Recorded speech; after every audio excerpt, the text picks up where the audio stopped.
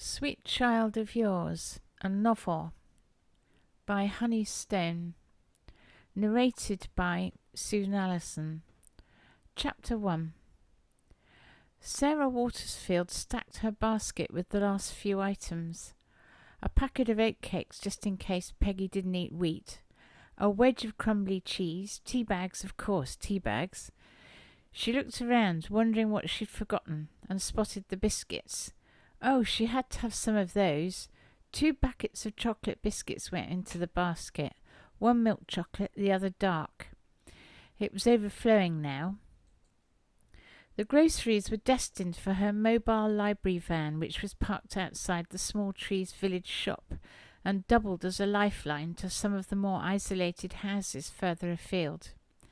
Today she was going to be up near Thornyfield's campsite, where she planned to visit Peggy, who had taken a nasty tumble this last week and was not as mobile as she would be normally.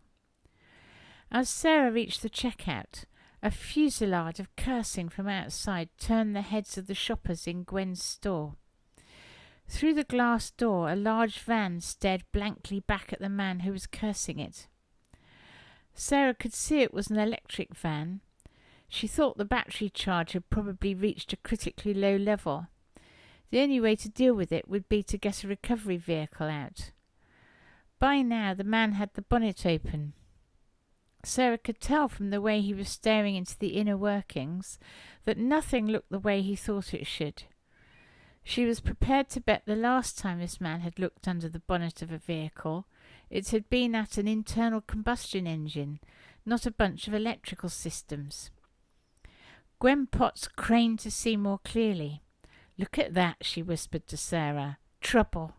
You can tell just by looking at him, that one.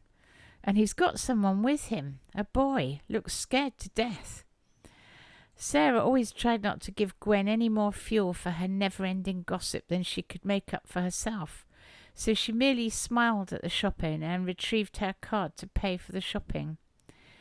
Outside, the man was now walking around the van, kicking the tyres as he passed them, his frustration palpable. The boy, far from looking scared to death, was hunkered down, leaning against the van, staring at his phone, as if nothing was happening around him. "And what do you think they've got in the van?" Gwen continued, her voice full of excited speculation. "Maybe they're smugglers. Maybe the van is full of whiskey, exotic reptiles, or funny tobacco." Gwen chuckled to herself, clearly enjoying her own tale spinning. Sarah took her bag and headed for the door. "Well, there's only one way to find out. Let's see if they need a hand." She pulled the door open and the bell obligingly tinkled overhead. She stepped into the sunlight where the drama of a broken-down van awaited. "Can I help you?" she asked the man as he appeared around the side of the van, having done yet another bad-tempered circuit of the inert vehicle. "I don't know. Are you a mechanic?" "No, I'm not a mechanic." "Well then, I don't think you can help us." "I know of a local electric vehicle technician, though." He stopped pacing and stared at her. "Is that a mechanic?" "No, it's an electric vehicle technician." He continued to gaze at her as if trying to work out if she was pulling his leg. Sarah had never been so conscious of that particular blue before. Last year she'd tried her hand at painting with watercolours and had marvelled at the choice of blues. Were his eyes cerulean, cobalt, or ultramarine? Or maybe marine blue? Or maybe they were peacock blue? She realised he'd spoken. "Pardon?" she said, tearing her gaze away from his, and then realising that his lips were trying to claim her attention too. There seemed nowhere to look that wasn't asking for trouble. Sarah switched her gaze to his forehead. If she stared at that and nothing else, so she looked as if she was concentrating on him, but not really seeing him, hopefully it didn't make her look too gormless.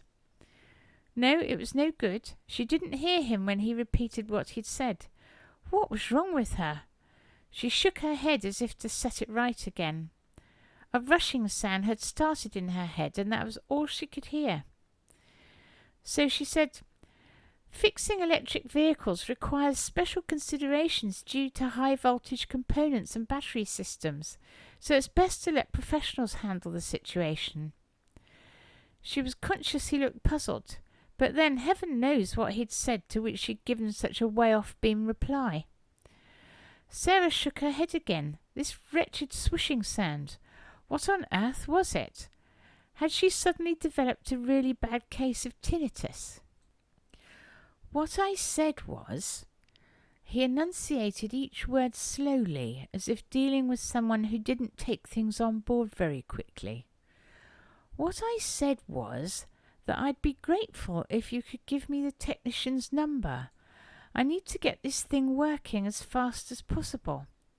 It's carrying a load that needs to be in a temperature-controlled environment. It's probably getting too hot in there already, actually. He hastened around to the back of the van and reached for the handle. Without looking, Sarah knew Gwen Potts would be stretching her neck out as far as possible to see what the mystery contents of the van would turn out to be. She was curious herself, but she'd got her phone out now and was looking for Gary, the electrical vehicle technician's number. She called him and he said he'd be out as soon as possible, but she probably wouldn't see him for an hour or so, as he was already out on a call in the other direction. He'll be here in about an hour, she said as she strolled around to the back of the van. Oh my, she exclaimed as the contents came in sight. The van was packed with a fantastic array of bonsai trees.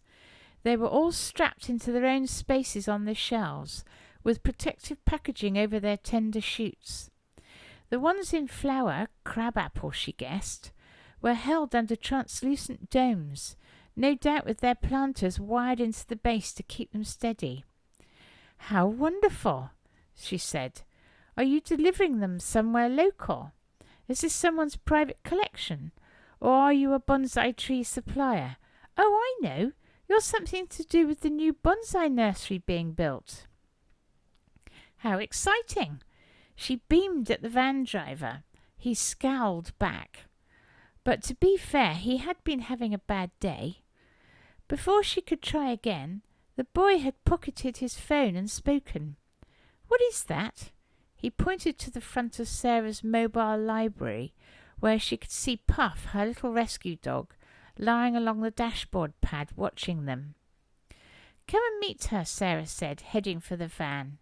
She wanted to drop all this shopping in there too. She's a bit shy. James, the man said sharply, don't go out of my sight. Ooh, Sarah wondered briefly if she looked like a kidnapper, but she rebuked herself. The man should be careful of his child. Sarah opened the driver's door and encouraged Puff down onto the seat so she could do a sniff inspection of the boy before deciding whether she wanted to know him or not. James was more patient than Sarah had expected and simply waited, his hand within reach should Puff deign to touch it, which she did. She crept forward on her belly and poked his hand with her nose a couple of times before flicking her tongue out in hello. Whereupon she and Sarah were rewarded with a huge and brilliant smile. What's her name? He whispered. Puff, Sarah whispered back, wondering why she was whispering, but feeling unable to talk normally inside the little bubble the three of them seemed to have formed. Puff, he said very softly.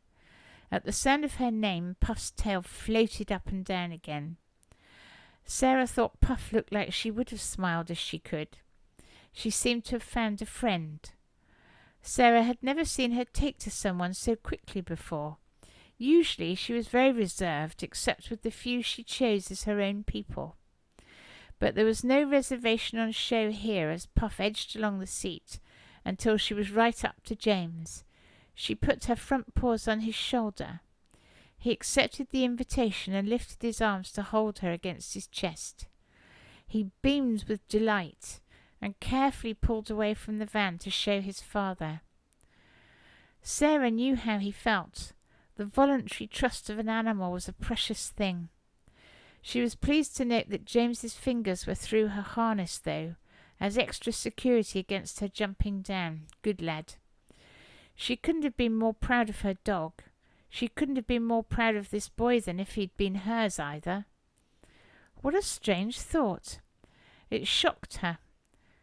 The wishing, which had receded a bit, came surging back. Chapter 2. Neil Turner cursed. Then he cursed some more. "You're not hearing this," he commanded his passenger. James merely looked up from his hand-held console and smiled. "No, of course not, Dad. Haven't heard a thing." "It doesn't want to do anything. If I had my old diesel van, I'd know what to do with it. This thing, though." "If you had your old diesel van, you'd be polluting the air we all have to breathe. Oh, and I wouldn't have been born yet." "Yes, that's true. Tell you what, let's get out of the van and I'll try cursing it from outside. That might do it." "Okay." But that didn't work either. The van merely stared at him in mute defiance. It was his own fault. He should have got Gray to do it. He had offered. But Neil had wanted to take his own bonsai collection to its new home himself. It wasn't that he didn't trust Gray to do it properly. It was that these trees meant a lot to him. He'd grown up with them. They were family. He wasn't about to explain that to anyone. It was also a day out with James, even though he was still playing that wretched gizmo of his. Suddenly a voice that sounded far too happy said, "Can I help you?" And a woman appeared as he stepped back around the van to the roadside again. She was carrying a loaded bag of shopping. He glanced at the shop she'd just vacated and could see people inside all staring out at him. Oh, great. Now they were the subjects of village gossip too.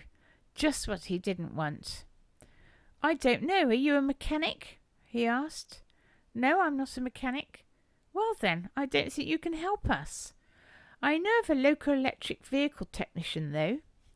He stared at her. "Is that a mechanic?" "No, it's an electric vehicle technician." Was she pulling his leg? Although he supposed an electric van did require something different to the last time he'd needed a mechanic for his vehicle. That had been a long time ago. He felt almost nostalgic for when he could have pulled his van into the side of the road, lift the bonnet and fix it so he could drive on. There appeared to be no chance of that now. "If you could give me his or her number, that would be good." The woman was a bit weird. She just kept staring at him. Then she said, "Pardon?" Then she stared at his hair instead. He had to force himself not to put his hand to his hair to make sure it was still there. She stared at it so fixedly there must be something wrong with it. So he felt obliged to repeat himself. "If you could give me his number, I'd appreciate it." She actually shook her head. She didn't want to give him the number she'd just said she had for someone to fix his van. What the hell? Then she said, "Fixing electric vehicles requires special considerations due to high-voltage components and battery systems, so it's best to let professionals handle the situation." Well, yes, exactly. That's why he wanted the number of the technician guy. He could feel his already somewhat limited patience slipping away. So, speaking slowly, because this woman was obviously not quite with it, he said, "I would be grateful if you could give me the technician's number." She continued to stare at him. He needed a mirror fast. His hair must have gone grey since the van broke down. It was the only explanation. Or maybe it had fallen out. "I need to get this thing working as soon as possible," he said, backing away from her. "It's carrying a load that needs to be in a temperature-controlled environment. It's probably getting too hot in there already, actually." And he hastened around to the back of the van and reached for the handle, sighing with relief as he ran his hand through his hair at the same time. At least it was still there. He could see through the hinge crack that the woman was on her phone. Hopefully she was calling the technician. "He'll be here in about an hour," she said, as she too came around to the back of the van.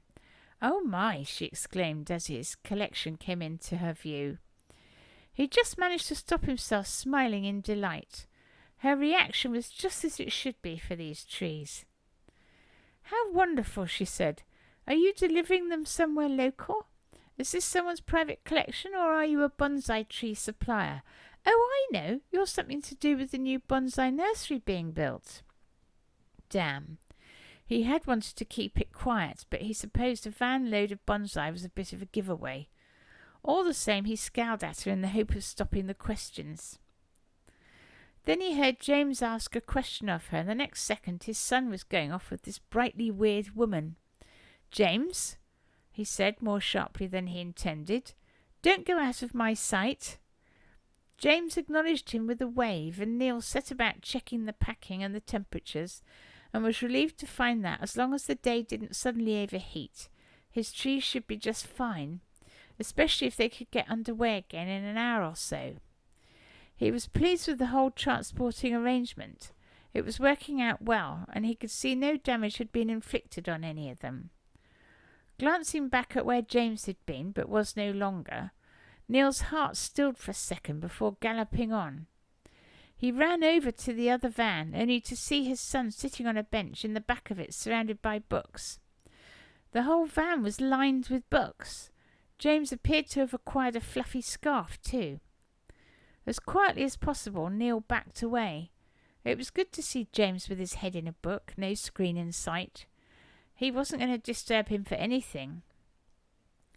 Realizing the bright woman was behind him, he turned around and, putting a finger to his lips, he led her a little away from the strange van. "How did you get him to read a book?" "I didn't. He asked if I had some about origami." "Origami?" "Yes, it's the Japanese art of folding paper into decorative shapes and figures." "I know what it is." "He's making an owl," she persisted, smiling, as if he hadn't just rudely snapped at her. "And what's that cat doing around his neck? He's allergic to cats." "It's a dog." He took a deep breath, determined to be patient. This poor woman obviously needed patience. "What's that dog doing around his neck?" "Is he allergic to dogs?"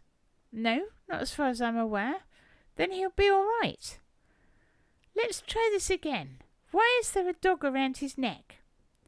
He actually saw her take a deep breath herself, as if she had to be patient with him. "There is a dog around his neck because that dog was happy to be around his neck, and James wanted her to be there." He could have sworn she was thinking, "It's not difficult," but she didn't say it. She was just too nice. Too bright, too happy, too nice. Neil was at a loss. He was used to understanding everything and being in control of it. Currently he understood nothing, controlled nothing. But James looked happy when he peered into Nice Woman's van again, so he went back to fiddling around with his bonsai in the wretched broken-down van. That was the last time he hired anything from that company. He checked his phone and saw a load of messages had piled up. He didn't want to have to deal with people just now. That wasn't what today had been about. James was happy, so Neil got out his little fold-away stool and sat down in front of his collection to simply enjoy it in a way that he seldom did. There was the tree of joy his mother had given him when he was 5. That was the one that started his lifelong love for the miniature trees. Whatever had happened to the whole stranger danger thing? Why had James been so willing not only to go off with a complete stranger, but to get in her vehicle and wear her dog too? Neil would have to have words with his son about his personal security. He was pretty certain Nice Woman wouldn't be harbouring evil intentions. She was, well, too nice, too happy, too helpful, but innocent. She reminded him of his tree of green he'd been given when he was in Japan.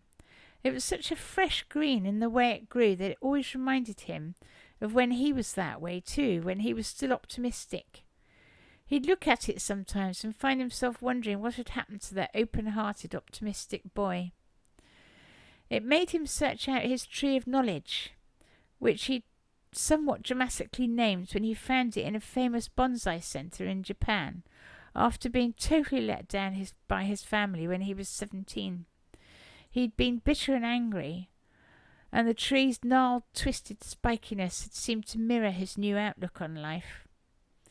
He felt he was more like a gnarly pine full of scepticism and pessimism now too, and that really didn't mix with overly curious villagers, and definitely not with two cheerful mobile librarians who appeared to be everyone's friend. Luckily, he was in the vicinity on business, not pleasure, so he wouldn't have to mix with any of them, and especially not with someone who saw sunshine and fresh green everywhere. Chapter 3.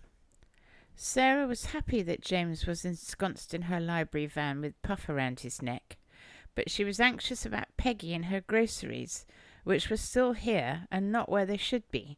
They should have been delivered by now. She couldn't even telephone her because Peggy didn't have a mobile phone, and the last Sarah knew, her landline was downstairs in the hall, while Peggy was stuck upstairs in her bedroom. Sarah had no way of knowing if anyone had moved Peggy's landline upstairs or not, and she didn't want to risk ringing her when she couldn't get to her phone, or worse, she might try to get to her phone and have another accident. But she had to get Peggy the groceries. Sarah went through her contacts on her phone, but there was no one there close enough to call on Peggy to explain the situation. So she rang Eric. He came straight away, had a quick look in the library van for a book he wanted, saying hello to James and Puff while he was in there. "We are seeing you at the weekend, aren't we? Carrie's planning to bake your favourite cake. Dan is home too." "Absolutely, wouldn't miss it. It's good of you to do this, Eric. Thank you so much. Give my love to Peggy." He took the groceries and went off to deliver them. That was that worry off Sarah's mind. But of course, Grumpy had to have a say about it. He came beetling round the side of her van. "Who was that?" "Eric, my friend. He's delivering some groceries for me." "You're a grocer? I thought you were some kind of librarian." "I am some kind of librarian, but I also take groceries sometimes if it's for someone who can't do it for themselves." "So you're a Good Samaritan librarian?" "You say that as if it's a bad thing to help out a neighbour." "I was just a little worried to see a complete stranger turn up and talk to my son." "I'm a complete stranger, and your son is not just talking to me, but he's occupying my workspace and he's wearing my dog." Neither this man nor his son felt like strangers to her, though. How odd. Also, he was making her feel out of sorts. What was it about this man that made her feel prickly? "That's true. Let's not be strangers. I'm Neil, and you are Sarah." They stared at each other. Sarah wondered whether to shake his hand, but he hadn't extended it, so she kept her own to herself too. She was thankful that Gary turned up at that point. Neil stomped off to the village shop to get some provisions for James. He would never ever again hire a vehicle from the swindling outfit that sent him out with such an unreliable battery bus that would break down, thus endangering his son and his bonsai collection, not to mention messing up his day and ruining his schedule. And now, no doubt due to Good Samaritans and nosy village shops, the whole world was going to know more about the bonsai nursery than he'd wanted at in the wild just yet. He'd managed to keep it under wraps for such a long time, and then, because of a useless hire company, all his secrecy was for nothing. Inspecting the overladen shelves in the shop, he was conscious of close scrutiny from everyone who could get him in view. He ignored them all, trying to pick out healthy options for James, finishing off with bottles of water. At the till, he was forced to appear pleasant to the sharp-eyed woman dealing with his purchases. "Lucky for you, our sweet angel was here when your van gave up the ghost," she said, punching up the last of his items on her somewhat old-fashioned till. He almost choked. "Sweet angel?" he repeated. "Sweet angel?" He didn't like sweet angels, so cloying, so full of their own virtue, so boring, so deceptive. "Sarah, our Sarah. She went straight out to see if she could help." The woman paused to finish the packing. He'd rather have done it himself, but she wouldn't hear of it, and he wasn't about to start a fight over some shopping. "And she has helped, hasn't she?" This was said almost coyly. "She's looking after your son. It is your son, isn't it? Despite needing to get to Peggy's, our sweet angel stopped to help you out." Thankfully, his card didn't play up today and simply beeped to acknowledge payment. He gathered up his things and left without answering the nosy village shopwoman. The last thing he wanted was to prolong any conversation with overly cheerful people, overly nosy people, and definitely not with overly optimistic sweet angels. He didn't want to get involved with anyone in this village, especially overly cheerful people. He was here for business purposes, only for business. His mood was not lightened by Gary greeting him with the information that he couldn't fix the van here. He'd have to tow it to his garage. "That's not going to happen," Neil said. "Or if it has to, I have to get it unloaded first. The temperature is going up all the time and it could be disastrous. Can you tow me first to the new nursery site on the outskirts of town? And then you can do what you like with that wretched wreck you call a van." "Yeah, sure." Gary went off to set up the coupling of his tow truck, and Neil, after a moment's hesitation, approached Sarah. "Would you be kind enough to take James with you? Gary has to tow my van to the site because I have to get the bonsai unloaded as soon as possible before Gary can take the van away to be fixed." "Yes, that's fine." They both looked at James, still with puff around his neck, wholly engrossed in his origami now. Neil handed over the bag of shopping to Sarah. "Some provisions." She smiled at him. "I won't follow you exactly. I know where the site is."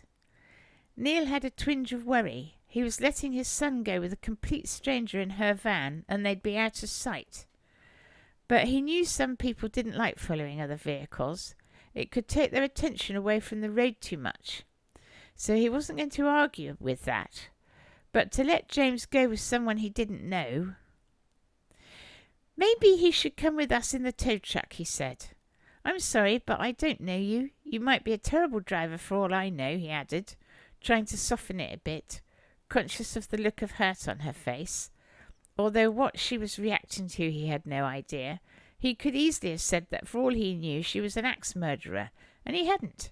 He'd chosen the wimp's way out by suggesting she was a bad driver instead. It was very unreasonable of her to look hurt, given that they were in fact complete strangers. He bet she wouldn't let him take her dog with him. Before he knew he was going to, he said, "James won't like to leave your dog now. Maybe she can come with us in the tow truck." But he'd underestimated the sweet angel. She wasn't going to fall for that. "I think the answer is for you to come with us in my van," she said. She didn't wait for an answer. She turned away, made sure James was strapped into his seat and Puff was still in her harness, checked other restraining elements were in place before closing the back of the van and opening the front passenger door for Neil before climbing into the driving seat. Reluctantly, he hopped up and put his belt on. "You'll find out now if I'm a terrible driver, won't you? Or even an axe murderer?" Neil looked up sharply, but her face was completely straight. She wasn't a terrible driver, nor was she a talkative one. But then he wasn't a talkative passenger. He was still relieved when they made it to the site in one piece. He directed her to park her van in a temporary lorry bay to keep the area closest to where he wanted to unload the bonsai free. In the wing mirror he could see the tow truck entering the site now with the unreliable van behind it. Neil jumped out to greet Gary and show him where to go. Then they all piled in to unload the bonsai, carrying them carefully into the area Neil had designated. He would put them into their proper place later when everyone else had gone home and he had a bit of peace. Gary and Sarah were waiting for Neil to tell them where to put their trees down, when they all stilled as screams filled the air. "Stop! Stop! Stop!" Neil's heart slammed into his chest in shock. It was James.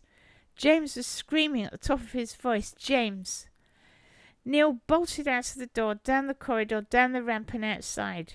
The relief of seeing James standing, apparently in one piece, was so immense he actually fell to his knees. He was up again in no time, but felt distinctly wobbly.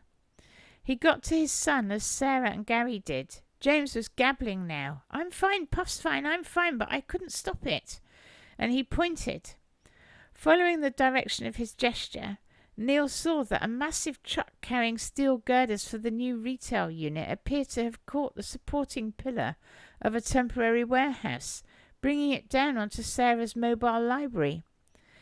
That was the trouble with sweet, helpful angels. They always brought trouble with them. Here was trouble, all right. He went back to patting James all over, as if that would make sure he was still complete and unhurt. He heard someone yell, "Don't go in there!" Looking up, he glimpsed Sarah running towards her mutilated van.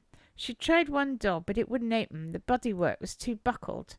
She went around to the other side, and he got the impression she managed to get in there. Gary was shouting now, too. "Sarah, get out of there!" He ran towards the van, but she had got what she wanted and was out again already. The other side of that structure could have come down. It was madness. She walked back towards them, kissed the dog around his son's neck, gave James the origami owl he'd been working on, and stuffed the other item into her bag, but not before he'd seen it. It was a cowrie shell. The nice, sweet angel had risked her life for a paper owl and a seashell. She was not only sickly sweet, but she had a screw loose too. Several screws. Chapter 4. Sarah was numb. One moment, everything in her life had been fine. She'd been on her way to Peggy's, and she hadn't a worry in the world.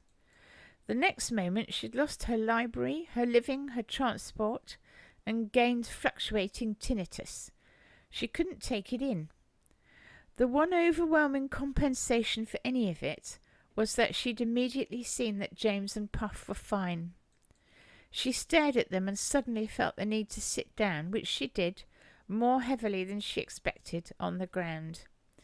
At least she didn't actually pass out, which for one awful moment she had thought she might. Sarah found herself gripped and brought to her feet by a mystifyingly angry Neil. He walked her over to the step up to the patio area, and first putting his denim jacket down, sat her on it. "What the hell were you playing at? Going into your van when it could have collapsed on you? Madness!"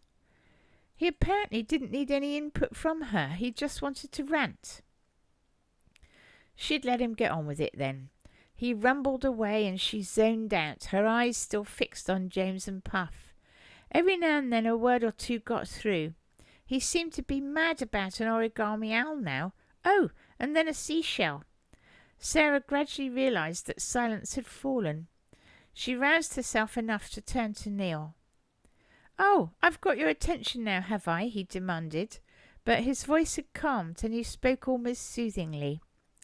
"Bonsai House will replace your library van," he said. "I expect my insurance might do that," Sarah replied.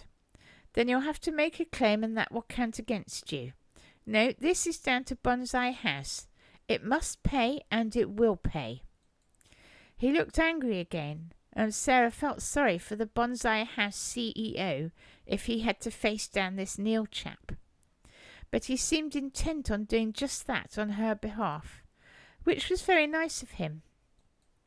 She didn't feel like that for long, though, because he'd moved on to her irresponsibility in saving her seashell again and the paper owl. Then he'd changed tack again. If she wasn't already dizzy with shock, he'd make her feel quite giddy the way he kept changing moods so fast. "In the meantime, we shall salvage what we can from your van and get replacements for anything that's not salvageable and set you up here. There is plenty of room here, and the grand opening isn't for a couple of months, by which time you'll have a new library van and be good to go again." He merely announced it as if he expected no argument. To be fair, Sarah couldn't think of any argument to make. Over the next few weeks, Sarah was constantly impressed with Neil's energy. He seemed to be everywhere, dealing with everything. It seemed to her that if Bonsai House didn't pay him a fortune, he'd be headhunted in no time by any company that needed efficiency, thoughtfulness and adaptability, all in one general project manager who could turn his hand to anything. Despite that, he still spent a lot of time with James in the mobile home that had been set up on site for them. James also spent a lot of time with Sarah. He loved going around the local area with her and Puff in the temporary van that Neil had hired for her. He'd made a point of telling her he'd not hired it from the same company he'd hired his original van from, the one that broke down outside Gwen Potts' shop that day. Privately, she was glad it had broken down, and she'd been there at that point. She wouldn't have met James otherwise. And he was a joy, interested in everything, eager to help with anything to do with books or Puff. He always wanted to come around with her and visit people. Sarah wondered how she'd managed it by herself before. The only thing is, love, you're just being an unpaid childminder. I mean, that fella Neil, he's not protesting about it, is he? He's happy for you to take the little lad off his hands every day, Eric said. He was chopping courgettes for his special veggie pie, while Carrie was busy cutting and arranging the flowers Sarah had brought. Dan, as usual, was on his laptop. Every now and then he'd look up and smile in her general direction to let her know he knew she was there. That was sufficient. They'd been friends their whole lives and knew each other very well. "Why is he around so much anyway?" Eric asked. "It's the summer holidays just now," Sarah said. "I am totally out of the whole term time thing. Hardly even know what day it is," Carrie said, not sounding at all worried about it. "It's because her only seasonal timing is about the plants and what they're up to," Eric said fondly. "You'll have to come along and see the bonsai, Carrie. They're amazing." "I'm looking forward to it. When it's all up and running, I do fancy taking one of the courses they're going to be doing. When does Neil reckon it's going to open?" "Definitely in enough time before Christmas for lots of shopping to take place," Sarah said, "but further than that I'm not sure." "How far on is it?" "I think most of the building is done, but there's a lot of arranging to do with regard to stock and personnel. Oh yes, and there's a house being built too, with a fabulous conservatory, especially for bonsai. It looks amazing." "Who's that for?" "It's for the big boss, I think." "I'd heard the big boss lives in Richmond. Why would he want a house down here?" "To spend the odd weekend, maybe, when he wants to check on his latest project." "Oh, great. Another second home that's no good to the locals." "That's true, but for the sake of one home that's empty most of the time, there will be lots of extra jobs made, more tourism, more prosperity for the area, I suppose." Eric always took a little while to get acclimatized to change, and the coming of Bonsai House was a big change to the area, almost as big as the new development at Ringtrees that Blake Enterprises had recently finished building. And he was very suspicious of Neil and worried he was taking advantage of Sarah. "When's your new van arriving?" Carrie asked. "A couple of weeks. It's been on order for a while, but there was a waiting list for that model apparently. I've been setting up the mini library at Bonsai House though, so I've had plenty to do. I'm saying mini, but it already has loads more books than I carry on the van. Of course, it's more directed towards plants than anything, but there is room to expand if there are subjects that people specifically ask for. It's a proper library. It will retail books too if people want them." Carrie laughed. "It's good to see you in your element. The joy is beaming out of you." "What will you do when the van is here? I mean, how will you divide your time between the mobile library and the not mobile library?" "Maybe I could send James out with the van while I look after the Bonsai House library. He knows all the routes now. He's quite the favourite with our regulars, knows all their tastes, knows how to rotate the stock." "That's a good idea. Maybe we could fix up the van so his feet actually reach the pedals. And we'd need to clone Puff. They're inseparable. But I need a lot of Puff too to keep me grounded. Mind you, there are plenty of dogs needing a home, so that's not a bad idea." "Seriously though, what will you do when the van does arrive?" "I don't want to be stuck at the Bonsai Centre. When the van arrives, I shall go back to my library rounds. That does mean there'll be a very nice job for someone looking after the bookshop and library, though." She glanced at Carrie, wondering if she might be interested. It would be right up her street. "You'll be better off out of there anyway, love," Eric said. He'd got to the stage of staring through the oven window to check his veggie pie wasn't burning. "I've heard all sorts about the CEO, and when it's all ready he'll be around, won't he? Don't want to get tangled up in that sort of thing." "That sounds very mysterious. What are you talking about?" "Gwen." You mean Gwen Potts, Queen of the Fanciful Tale? I do, but you know, there's no smoke without fire. So, Carrie said, what did you hear? A wild tale about him stalking some unfortunate woman who ended up falling for his patter. She had a child by him, but then he left her. He kept the child, though. It was the child he wanted. Fairly typical, really, of these rich, entitled types. Chase what you want, take what you want, and then discard the rest. Luckily, it doesn't sound as if any of this will concern our Sarah. She won't even be on the premises at that point, Carrie said, carrying the perfectly brown pie to the table. Chapter 5. It was board game night at the Twisted Trunk, and as usual, the pub was packed and full of the sounds of locals catching up with each other. Sarah shuffled the cards and glanced around the room. Board games of every conceivable description sprawled across every available surface, including the extra ones brought in for this very purpose. Of course, woven through the friendly competitiveness, snippets of gossip sneaked out. Something in the night alerted him. He shot out of that mobile home they're living in and caught the villains red-handed. He obviously dealt with them effectively because they made off with nothing to show for their efforts. But everyone's favourite carpenter, perched on a stall, regaled those around him with the story of how Neil had dealt with some would-be thieves. Sarah listened more closely. She hadn't heard this story before, and Neil hadn't said anything about it. But, encouraged by his eager audience, carried on. He's being very close-lipped about exactly how he dealt with them, though. He paused for effect and rewarded his listeners with a mass of lurid speculation to make up for the lack of facts. Sarah grinned to herself. She really didn't think Neil would have hacked at the intruders with a two-handed longsword, much as it made a vivid picture in the minds of Bert's listeners, and in hers. He would really suit a knight's outfit. She laid down a card, claimed a token, and moved her wolfish game piece across the wastelands depicted on the board. Why doesn't he just crash in the big house? Gwen Potts wondered, leaning forward, one elbow on the table, the other hand holding her cards very close to her face.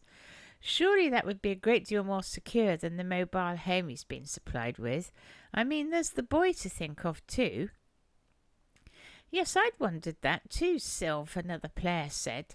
She was usually too involved in studying the game to contribute to the gossip, but tonight she appeared to be taking it all in. The house is for the CEO, Sarah reminded them, watching Gwen very carefully. Her opponent was always trying to throw people off her strategy by talking all the time it was her turn, talking even more than she usually did. And it's not quite finished yet, the house. But Sarah, even half finished, it's got to be more robust than a mobile home, right? And surely they'd make an exception for their project manager. I mean, he's legendary for what he's achieved there in such a short time. You'd have thought the Bonsai House CEO would want to treat him as well as he possibly could. Wouldn't that be safer for everyone, especially the lad? Sarah collected a handful of game pieces, calculating her next move as she answered. Well, it's not just about it being more robust. When I say the big house isn't quite finished, it's the security systems that aren't fully functional as yet. At least they are up and running properly in the mobile home. Gwen grunted and changed the subject. When's your library van rolling again? She asked. I'm getting customers all the time telling me how they miss your help with other bits and bobs. And I've missed going out and about so much too. It won't be long now. I think the van's being delivered next week. Sarah brought up her pack of coyotes and cornered Sylve's family of armadillos on the board. They smiled at each other. They'd been playing board games for years and must be about even in their rivalry.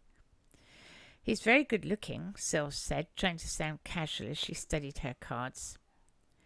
And Sarah's footloose and fancy-free, Gwen said, staring at her. So is Sylve?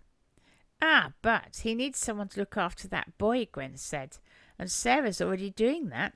For free, I have no doubt. Sarah moved up her sentries on the board, foxes, and collected another game piece. James is fine with me and Puff. He loves working with the books. He's very helpful too. But are you being paid properly for childminding? Gwen persisted. Because if you're not, you should be. I'm not his childminder, Gwen. We enjoy each other's company, and so does Puff. He's also very helpful, actually. Yesterday, for example, he climbed a tree and got Mrs. Limbridge's cat down, who seemed to have frozen up there. I couldn't have done that. Better not let his father hear about that, Sills said. I've heard he's very protective of him.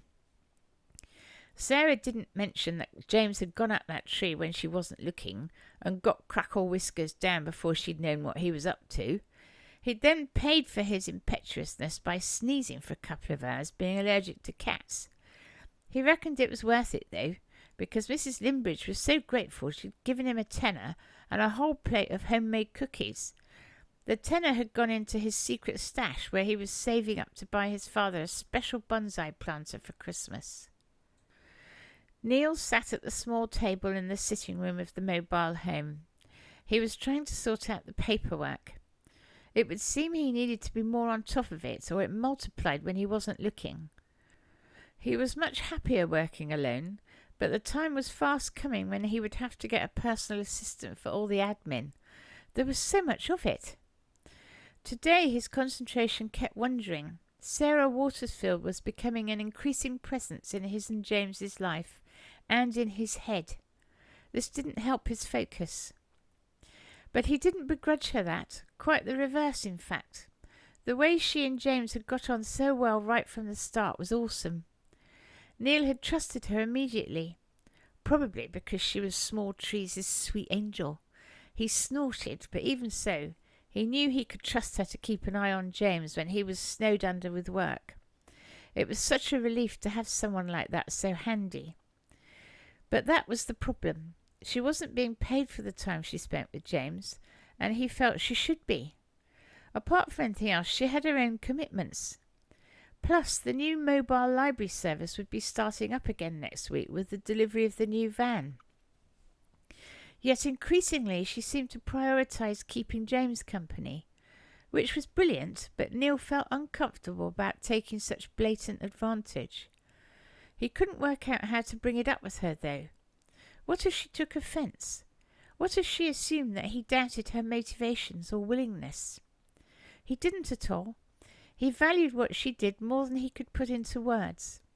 But he still wanted to put things on a more formal footing, with some sort of official arrangement.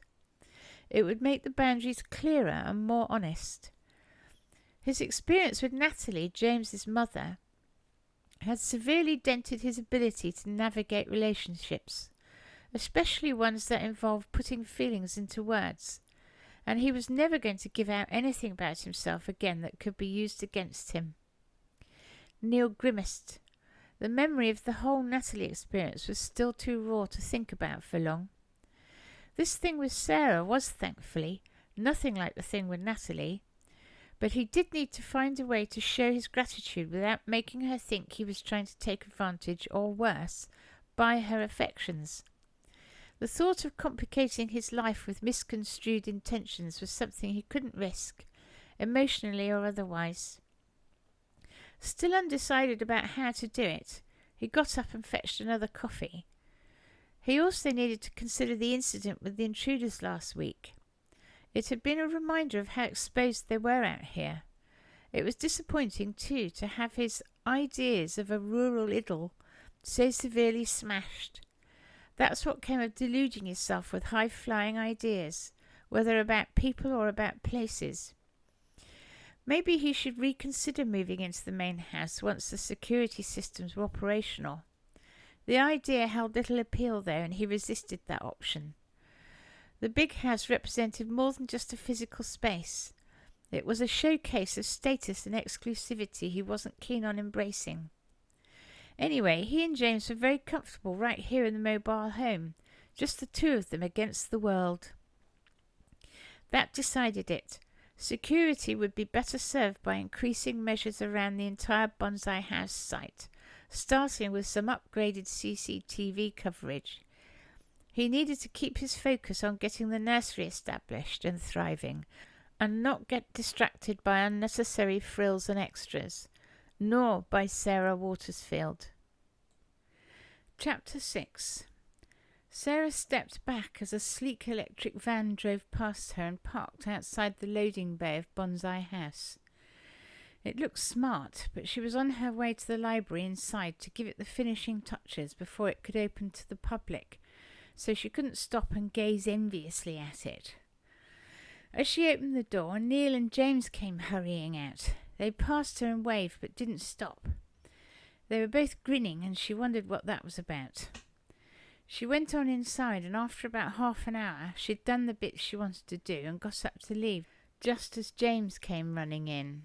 He held out keys to her. "Your new mobile library is here," he said. "It's great. I can't wait for us to go out in it. Come on." And he grabbed her hand and pulled her away from the book room and back out to the loading bay. "This is my new library," she squeaked. The only vehicle in sight was the one she'd seen driving in. "It's so smart." "In more ways than one," James agreed. He was playing with the remote now and making doors open to the click of a button. Even the steps up into the van could be made to open out or close up. "Oh my goodness, this is so amazing." Sarah felt close to tears. This was so much more than she'd ever imagined. "Is this really for me, as a replacement for my old one? Surely it's worth a great deal more." "Bonsai House owed you a new van after wrecking your old one. It's not about value on paper, it's about value of service. And your mobile library gave a service that was invaluable and no doubt will do so again," Neil said. Goodness, she couldn't stop grinning. She walked around to the back doors, which James had already opened, and stared at the immaculate interior, filled with brand new shelving and furnishings and all kinds of nooks and crannies she'd have fun exploring. "Oh my, this is too much." "Nah." James waved away her protests. "Nothing's too good for Small Trees' library service. Here, let me show you around. I had a good look at it online when they sent the spec through, so I know where all the gadgets are hiding, and we've had a quick look just now." He pointed out the little kitchenette, the fold-down desk for crafts and activities, and the designated shelf for handmade cards. James had recently been sticking his origami owls onto little bits of twigs and making them into cards. Neil and James had thought of everything. "There are those biscuits you like, shortbread with their ends dipped in chocolate, in the tin in the cupboard. It's next to another one full of those fish skin treats you like to give Puff to keep her teeth clean. That's what we were doing before I came to get you." Sarah wasn't sure she could speak just yet, not without her voice trembling. She could see a little bed under one of the seats for Puff, too, for when the van wasn't moving. Puff obligingly got in it to show her exactly how it fit her. Sarah coughed to try and clear the lump in her throat and managed to squeeze out, "It's perfect. I don't know how to thank you." "Oh, and one more thing." Neil ducked back outside for a moment, returning with a shallow ceramic dish planted with a miniature tree. James was already sitting at the table. "We got you a present, Sarah." "You didn't have to." "No, we didn't have to, but we did anyway."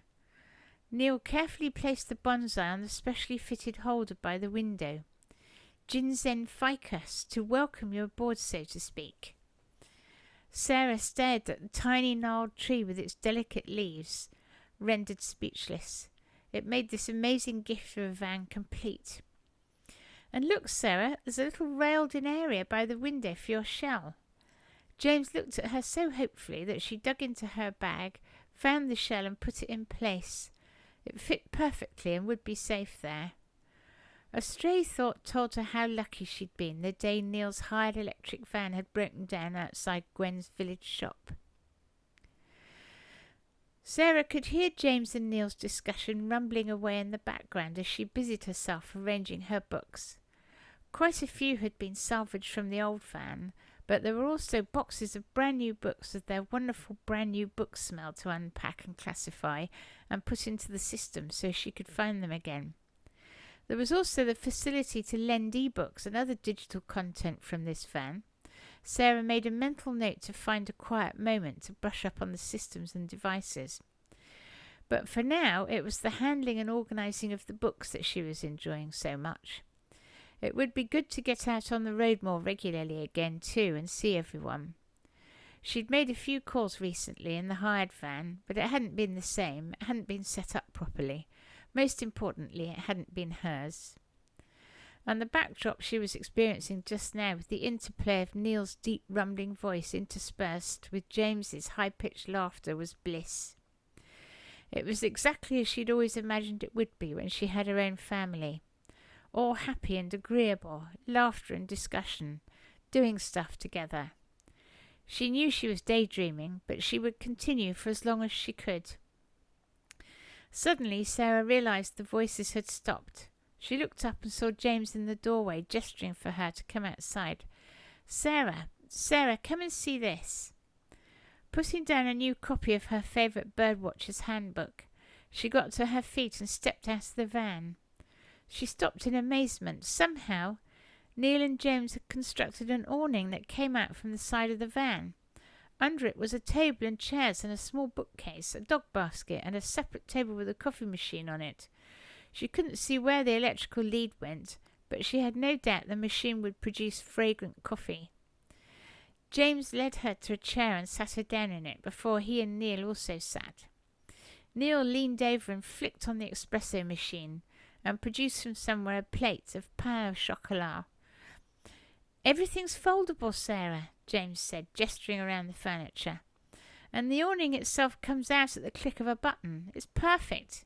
You can have people sitting out here looking at books, or just if there are already too many in the van." James beamed with pride as if he'd created it all himself. Sarah couldn't help but grin back at him. "It's amazing," she said. "Such luxury. So many conveniences we never had before. How wonderful. Thank you so much." She turned to Neil as she said that too, and somehow her gaze was caught by his, and her tinnitus returned even louder than before. And suddenly Sarah realised what it was. She knew tinnitus was hearing a sound that did not come from an external source. Her own version of it, that she was experiencing now, did in fact come from an external source and wasn't tinnitus at all. It was the sound of the ocean.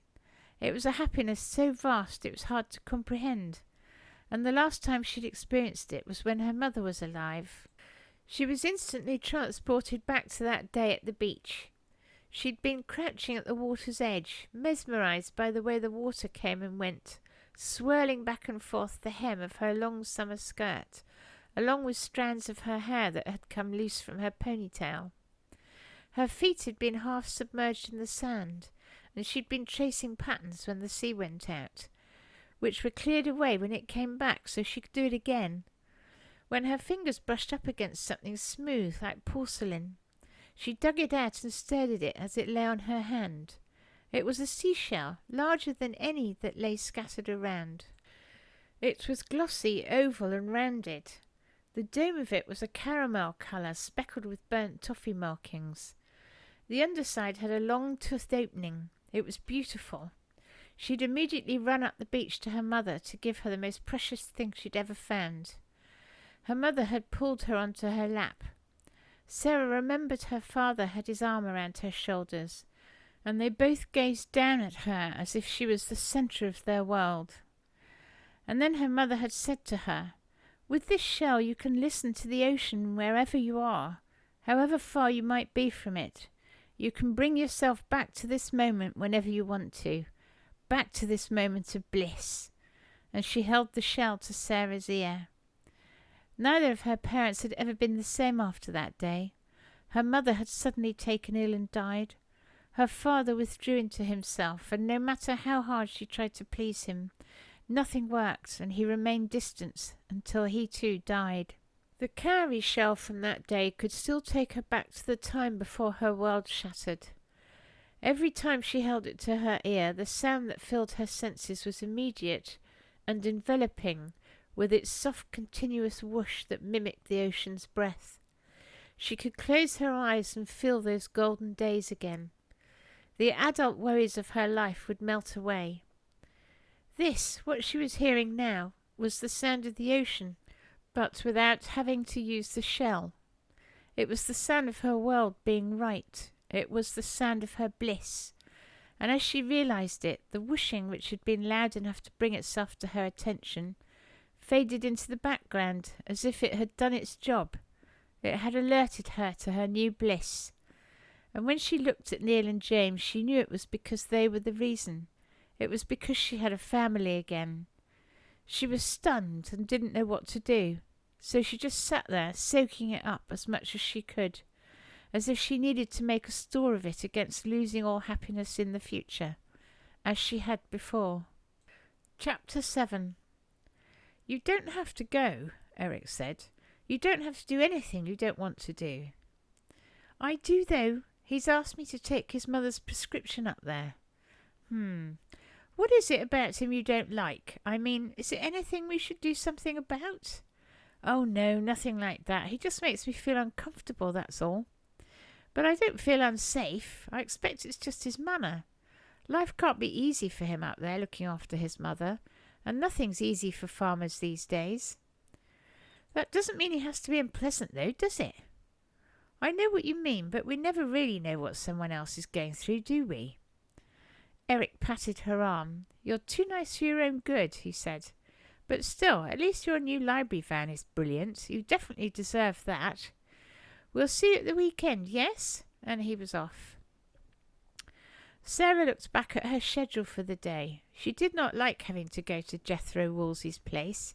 He did make her feel uncomfortable, but she couldn't identify exactly why, so she didn't have good grounds to refuse to go.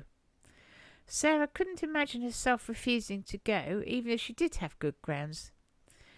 Carrie had given her a book about how to say no to people without feeling badly about it, but she hadn't got round to reading it yet. Dan had offered to go with her to Wolseley's, but she'd refused his company too. She knew he was particularly busy at the moment with some new bit of software he'd designed. Anyway, she'd have Puff and James for company. She seemed to recall she had neither last time she was up that way. She would make them stay in the van, though. But when she got there, the same thing happened. Was it the way he looked at her, as if she was a cow at market he was considering buying? Was it the way he got just a tiny little bit too close to her? Was it the barely disguised contempt she heard in his voice? Or was it her? Was she simply paranoid? I wondered where you were. Expected you before this. Go on in. She's waiting for her drugs. Gingerly, Sarah stepped into the flagstoned kitchen. It was directly inside the front door of the house. It was dark.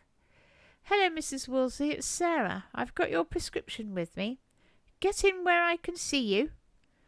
The Wolseys were keen on commands, not so much on pleasantries. Sarah advanced into the kitchen. Mrs. Wolseley sat in a chair at the large wooden table. She appeared to be shelling peas. She gestured to Sarah to put the bag she carried down on the table. As she did so, she kicked a cardboard box at her feet. To Sarah's distress, this resulted in a yelp. What have you got in the box? She asked. What's it to you? It sounded like a creature in trouble. Ah, I see. You're one of those snowflakes. Of course you are. If being a snowflake means I go out of my way to help a neighbour by bringing them their prescription when I don't have to, then I guess I am indeed a snowflake. Eek! Where had that come from? Sarah had stunned herself. It must be the thought of the animal in the box. Mrs. Wolseley looked surprised too. She even took a breath before returning to her usual hostility. You can take it away with you then. It's always been a runt. And she kicked the box again. There was another yelp, and Sarah had leapt towards it and grabbed it up into her arms. I will, she snapped. She didn't wait to hear what else Mrs. Wolseley might have to say. She walked briskly out of the house and towards the van, as if away from the gates of hell, towards a peaceful idyll where no one was horrible. But she'd forgotten Jethro. He stood in her way and she had to stop. Either that or brush past him, and she didn't want to touch him. He glared at her. What are you doing with that? Your mother insisted I take it. He hesitated, and Sarah almost felt sorry for him.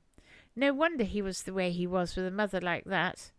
But, she reminded herself, he didn't have to be.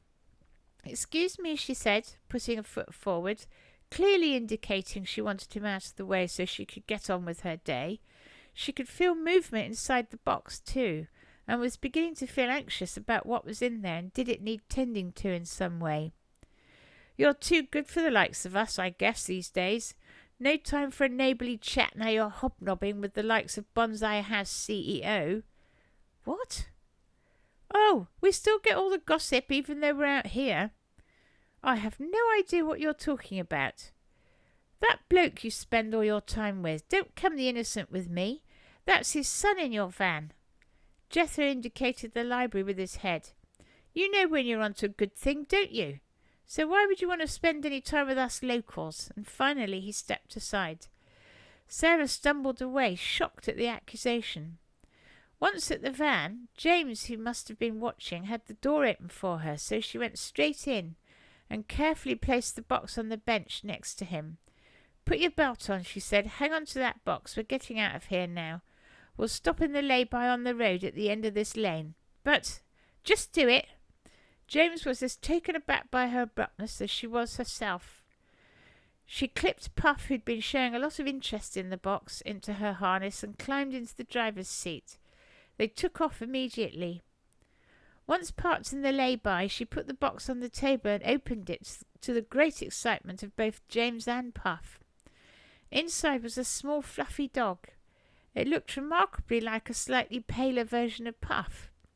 It wasn't exactly a puppy, but Sarah didn't feel it was very old either. She didn't like to think why the Wolseys even had it, but she was glad they no longer did. By now the two dogs and the child were on the floor together, rolling around and yelping. Sarah wasn't sure who was the most excited. She sat down on the bench. "James," she started and hesitated. It didn't feel right to question him, but she had to have an answer. "Is Neil the CEO of Bonsai House?"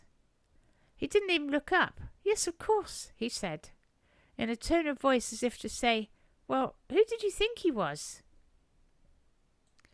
Why hadn't he told her? Was this the reason he'd not moved into the big house, so that it didn't become obvious he was the CEO? Did he think she was a gold digger, like Jethro Wolseley so clearly thought she was? Did he think she was spending so much time with James to curry favour with him? Did he think she actually knew who he was, even though he hadn't told her? After all, even the Wolseleys knew.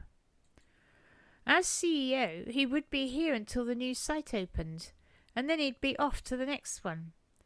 So it had been a childminder he'd wanted all along. It wasn't as if he'd ever seen her as anything else. She didn't move in his circles. She reached for her shell and put it to her ear, but for the first time it failed to comfort her. She put it back in its place and watched the dogs and child rolling around on the floor. She had known her contentment couldn't last.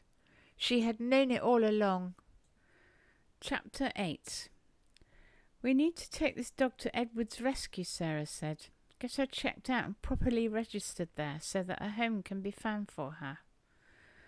When two pairs of eyes locked on her face, Sarah shifted uneasily in her seat. James and Puff looked at her as if she'd said they were going to roast the dog for tea. "What?" "She's mine now," James said. "She's mine. You can't take her away from me." "I won't need to. Your father will," Sarah said. "I've heard you two arguing before now about you having a pet. He doesn't want you having one because of going away to school and because of allergies. It's cats I'm allergic to, not dogs, and I have no intention of going away to school. I want to go to the one in Ringtrees. I just haven't really told him yet." Finally he dropped his eyes and shifted from foot to foot. Sarah was so relieved she didn't have to be the one to tell Neil this massive change to his plans. She hadn't thought of it before, but of course, as CEO rather than general project manager, Neil was much more likely to send his son away to some fancy school somewhere, poor little mite. But she was only the volunteer unpaid childminder, so her opinion wouldn't count for anything. "We still need to get this pup checked over," she said, weakly trying to avoid the whole school thing. "We do, but she's still mine. I want her. She was meant to be mine, and Puff's." He pulled out some of Puff's rations and put a small amount of food on a saucer for their new companion, who wolfed it down and tried to convince them more was needed. But luckily James had the nous to refuse it. "If you have too much in one go when you're not used to it, you'll be sick," he told the furry face an inch from his. "The only thing is," he said, turning to Sarah, "the only thing is that I want to tell Dad when he's not so stressed out about how everything's going to turn out. Once the nursery is actually open and running, I know it'll be a success. Everything he does is a success. Then I will tell him about Goldie." "Goldie," Sarah murmured. "And I'll tell him about school. Until then, please tell him Goldie is yours." "You want me to lie?" "I don't lie. I can't lie." Just the thought of it made her feel quite queasy. "Yes, I want you to lie. Although you could probably get away with not really lying, but not really telling the whole truth. You could get away with it by not saying anything. Just let him assume what he wants to assume. He will want to assume Goldie is yours." "I can't lie," she said. "Don't lie. Just don't say anything." Sarah couldn't fathom why she was even hesitating about this.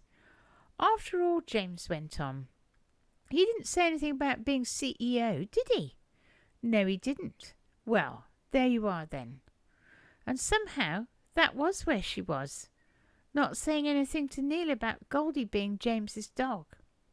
Just like Neil had not said anything to her about being CEO and not project manager. Yes, it was just like that. It was, though. Sarah steered the library van down the familiar winding roads leading back to the new Bonsai House nursery. She tried to concentrate on the driving, but these days she couldn't keep her mind on anything for long before it went back to mithering about her deceit. Beside her sat Puff and Goldie in their respective harnesses. James's hand rested on Goldie's head, the dog they'd rescued from Wolsey's farm a couple of weeks ago, that James had claimed for his own and then insisted Sarah pretend was hers. "I really think Goldie likes it here with us," James said suddenly, breaking the silence. "She's part of the family now." Sarah glanced his way. He looked hopeful. "She does seem happy," Sarah agreed, "and, according to the vet, she's totally healthy." Sarah wasn't too sure how happy and healthy she was herself these days, labouring as she was under the weight of their secret. A secret she hadn't asked for, but she had agreed to in her immediate childish response to finding out that Neil was the Bonsai House CEO and hadn't told her. Sarah was someone who needed everything to be out in the open, and here she was not only keeping ownership of a dog secret, but also knowing that Neil's son was going to refuse to go to the school Neil had lined up. Thankfully, the second thing was not something she was really party to, although the first thing about Goldie she was. When they arrived at the nursery, Neil was waiting outside the new book room. "How was the round today?" he asked, his gaze scanning the van's interior, lingering for a moment on Goldie. "How are you managing with 2 dogs?" "Good, very smooth," Sarah replied. Her voice sounded odd to her. She wondered what it sounded like to anyone else. She wasn't cut out for conspiracies. "As for the dogs, it's just the same as for one, only a bit more. And James, as always, is a great help." Neil's gaze softened, watching his son as he got himself and the dogs out of the van. But then he turned to her again. "I haven't seen much of you lately. Everything okay?" Sarah adjusted the stack of books in her arms. She had to avoid looking directly at him. That way lay disaster. "Yeah, just tired. Lots of things on my mind, I guess." Innocuous enough, but still the lack of truth tasted bitter on her tongue. Neil nodded. He looked unconvinced. "If there's anything you need, you know you can tell me, right?" "I know, thanks." She forced a smile. She'd never felt so far away from him.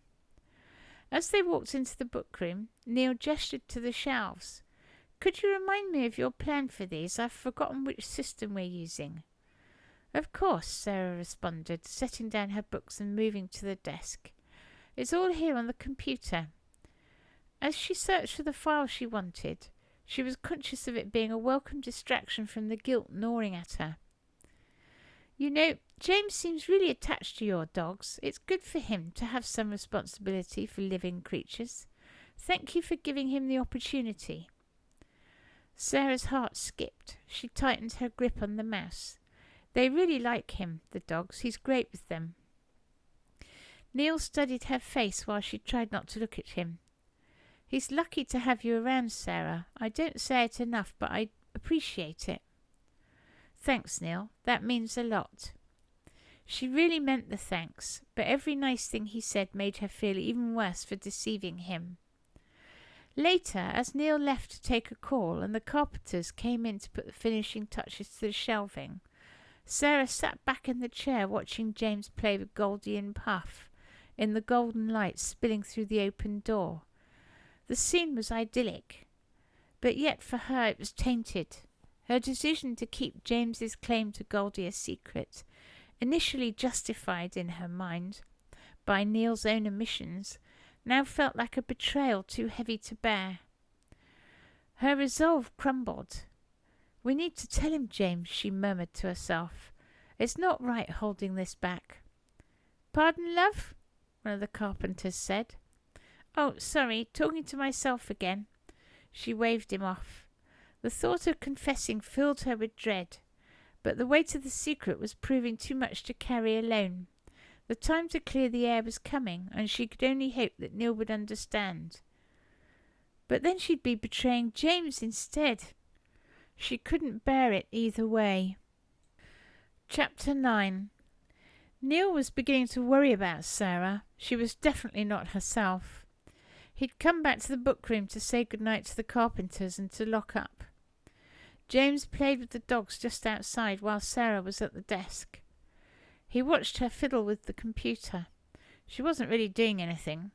One second she'd be clicking the mouse like her life depended on it. The next she was cleaning its screen with a cloth and spray she kept in the drawer.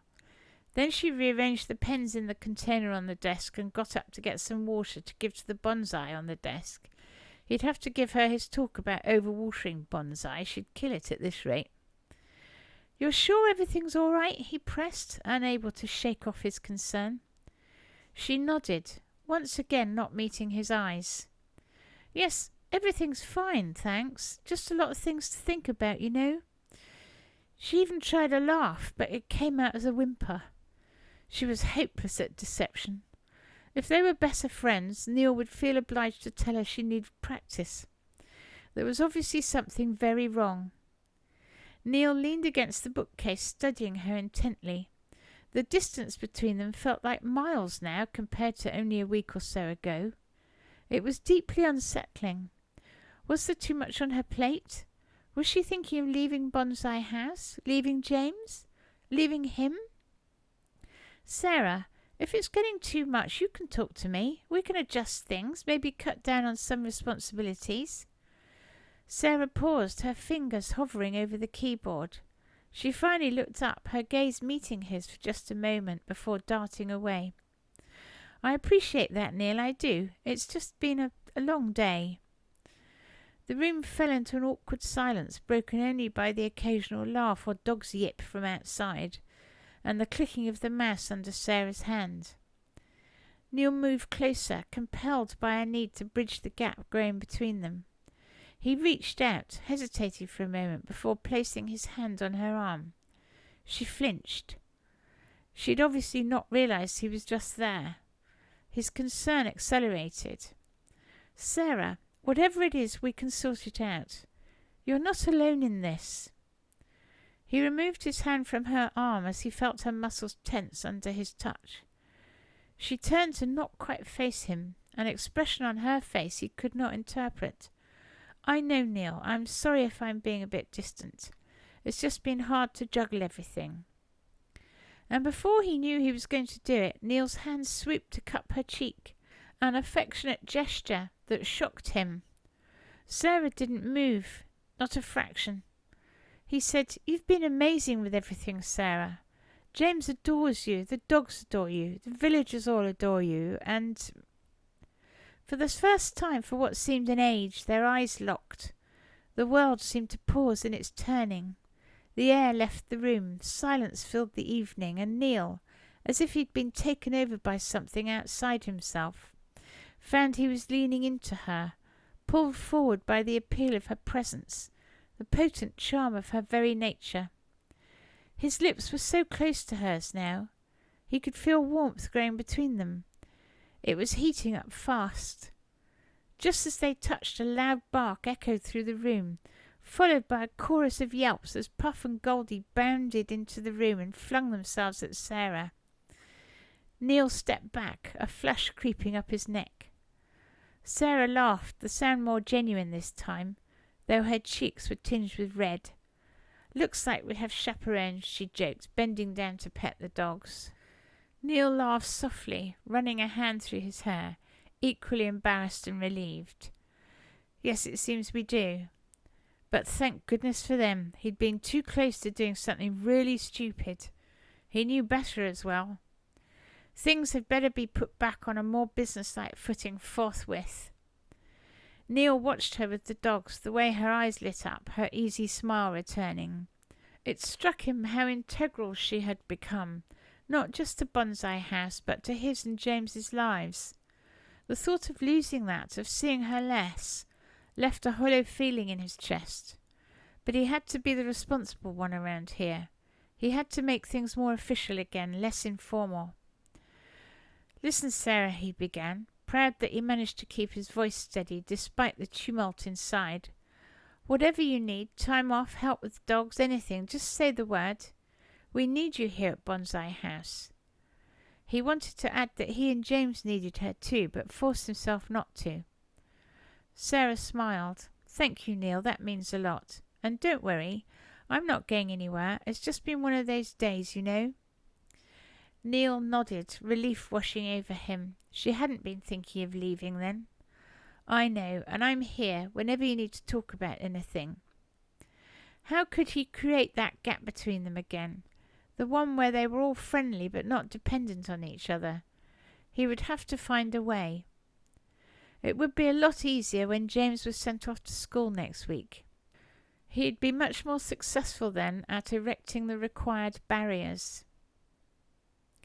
As Neil's hand cupped her cheek, Sarah felt a rush of emotions that startled her. The warmth of his touch, the closeness of him, it all seemed to amplify the feelings she'd long kept neatly arranged out of public view.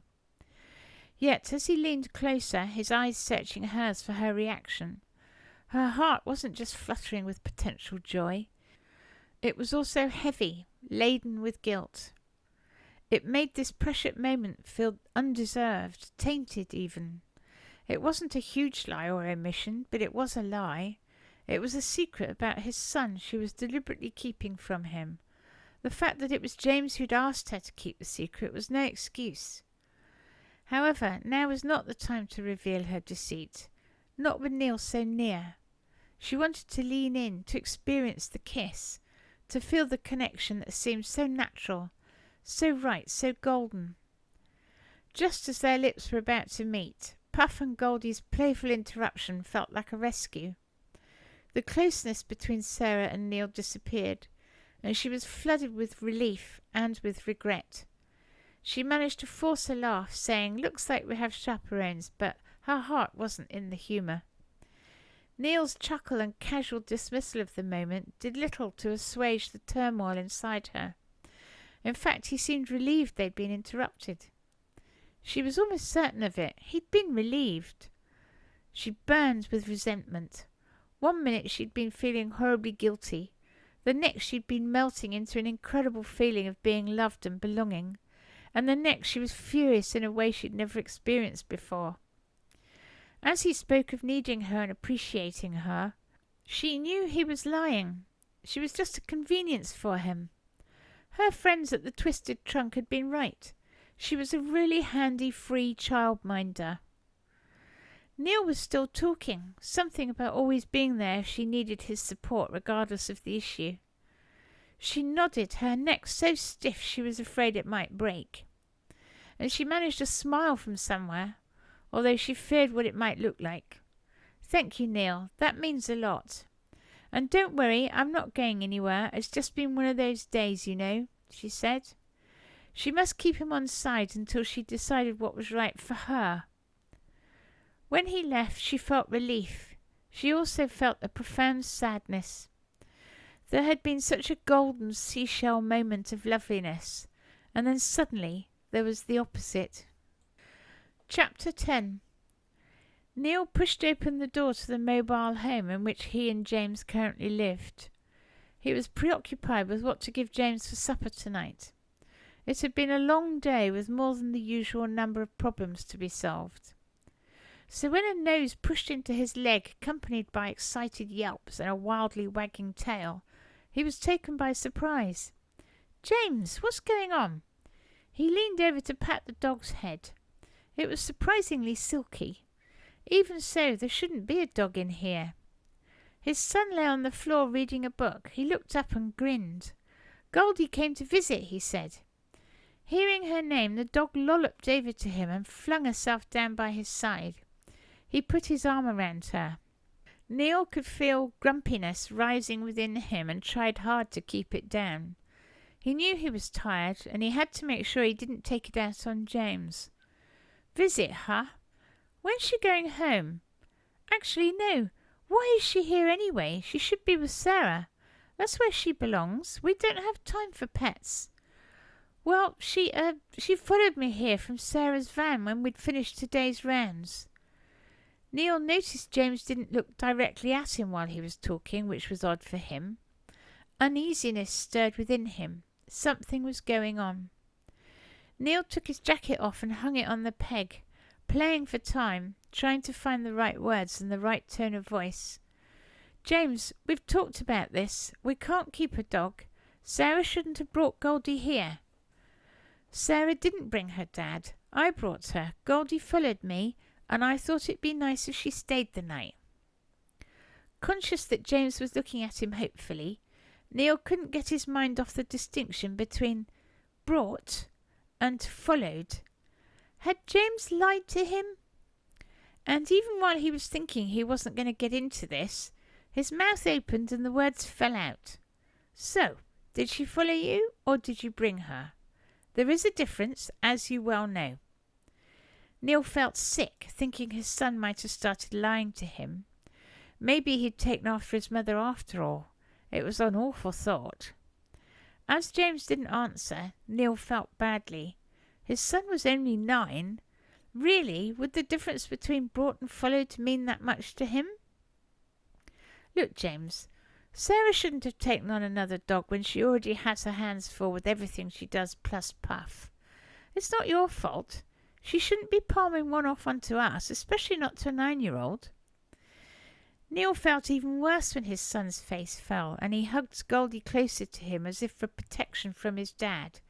"She didn't though, Dad. I told you, Goldie followed me home. Sarah doesn't even know she's here. In that case, Sarah must be worried sick, and we need to let her know Goldie is safe." He reached for his phone, but as he got it from his pocket, James said, "There's no need to phone her. She does know Goldie is here." It was said in a very small voice, but that statement at least sounded true. "So she has palmed the dog off onto you.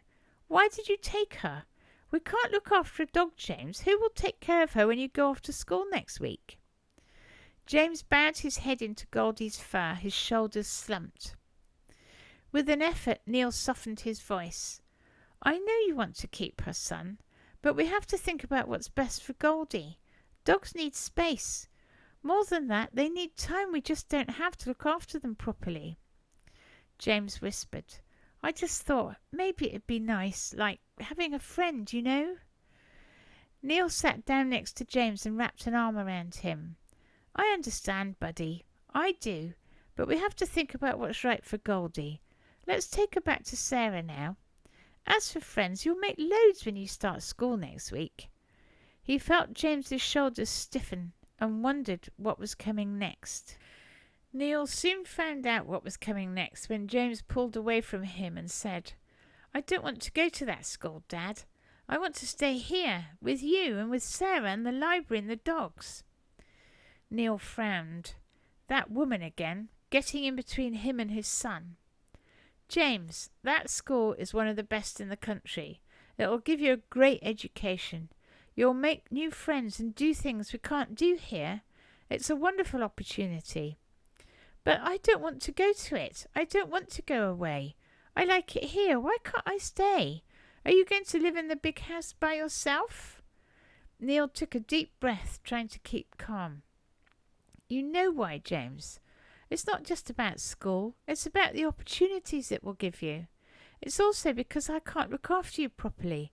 Whether I'm in here or in the big house, there's not enough of me to go round. James was crying now, tears rolling down his face. Goldie licked them up and whimpered in sympathy. But I'm fine now. What's so different about term time? If I go to a local school, there's all that time when you don't have to look after me anyway. If I go away, I won't be able to see you every day, or Sarah, or Puff and Goldie. It's a horrible thing to do to me. He pulled right away from his father and stared at him accusingly. Neil couldn't think what to say, and before he could decide what to do, James had recovered enough to mumble, Sarah says being happy where you are and who you are is important too. Neil's efforts at remaining calm were too hard. He couldn't stop the thoughts bubbling through his brain. Was Sarah undermining his decisions? It seemed so. He managed to grind out, Sarah cares a lot about you, but she's not responsible for your future. I am. And I think going to this school is what's best for you. He glanced at James, but all he saw was resistance. I know it's hard, he said, conscious he hadn't thought that before this conversation. But sometimes we have to do things that are difficult because they're right, or because they're the best thing to do for the future. He had intended adding that maybe they could find a way of meeting up with him and Sarah and the dogs at the weekends, but he couldn't make himself say that now. Sarah Watersfield had a lot to answer for. James nodded slowly, apparently not convinced, but at least no longer arguing. Neil pulled him into a hug. Being a father was much harder work than anything else he'd ever undertaken. He was never going to do it again. Once was nearly killing him. I promise it's going to be okay, he whispered, wondering whether he was reassuring himself or his son. Let's take Goldie back to Sarah now. He would have to control himself while they were there to not say what he wanted to say to her. He would merely arrange to speak to Sarah tomorrow. They needed to have a serious talk about boundaries and about not filling James's head with ideas that conflicted with his own plans for his son's future. It wasn't fair for his son to be caught between them, torn over where his loyalties should lie. She was, after all, merely an unpaid childminder. He might have thought for a mad moment that there could have been more, but thankfully he'd realised in time that she was totally unsuitable. James got up and peered through the window towards where Sarah's library van could be seen parked in the bay. She's still there, he said, gesturing towards it. Let me take Goldie over by myself. I want to apologise to her for worrying her. Neil hesitated, but James was looking at him so earnestly that he nodded. OK, but don't be too long. He watched as James clipped Goldie's lead on and got into his jacket. He also grabbed his bag. But it wasn't until much later, when he reran that through his head, Neil realised that James must have already planned out what he was going to do. At the time, he hadn't thought anything of it. James always had his bag with him. It had his current origami project in it, his books, a couple of small games machines, and various other odds and ends important to him. He would grab it purely automatically, regardless of where he was going. Chapter 11. James gave Neil a hug and clambered out of the door and down the steps, Goldie pulling on her lead. Neil watched through the window as the small figure and the dog advanced into the dim light that spilled from Sarah's van. He turned away and busied himself cleaning up their small kitchen space, but his efforts were half-hearted. He kept replaying the conversation with James about the dog and the school, whilst trying not to think of his son's tears and the helpless look of defiance on his face. He'd been thinking all summer that Sarah's influence was a good thing for James to have in his life. How wrong could he be? James referred to things she said far too often for Neil's comfort. It had been wrong of her to unsettle his son in this way. The kitchen was spotless. He looked around for something else to do, determined not to keep looking out of the window towards Sarah's library van. He knew he wouldn't be able to concentrate on work, although he had plenty of schedules and plans to check over. He spotted a dog hair on the bench. Another reason not to have a dog. They were so smelly and so dirty and so keen to share their smell and their dirt. He was never having a dog in his house again. He got out the vacuum cleaner and meticulously cleaned their entire living space. Time seemed to be going by far too slowly. He must stop looking at his phone to check. At this rate, he'd stop time altogether. That wouldn't be good. James was just across the yard, for Pete's sake. His son was right to want to apologise to Sarah, and that must be what was taking the time. It was possible that conversation might even help him understand that Neil's plans for James were for his best future, in which a dog could have no part. But a very good school, along with the experience of leaving home, could have a valuable part to play in his best future. He was sitting at the table now, paralysed with the fear that he'd ruined an essential element of his relationship with his son. If he had, it would be Sarah's fault. He was also sorry that she'd turned out to be not as great as he'd been starting to think, but he was more mad with her than sad. It was no good. He had to check the time again. He took out his phone. Surely they would be done with their conversation by now. All James had to do was take back that wretched dog and apologise to Sarah. The worry for James was building, along with the anger for Sarah. He simmered for a little longer, and then it became too much. With a sudden massive surge of anxiety, Neil grabbed his jacket and headed out the door. It was cooler outside than he'd expected. He started walking towards Sarah's van, but ended up running. His breathing became difficult. His heart thudded heavily. Horrendous scenarios flooded his mind. Was James crying to Sarah? Was he horribly upset? Had something gone wrong? Had he decided not to come back? Had Sarah stopped him from coming back? He'd reached the van by now and was standing by the door, trying desperately to calm himself so he didn't just barge in like a hysterical, over-possessive father. The lights were still on. Vaguely he wondered why Sarah was working so late tonight anyway. Didn't she have a home of her own to go to?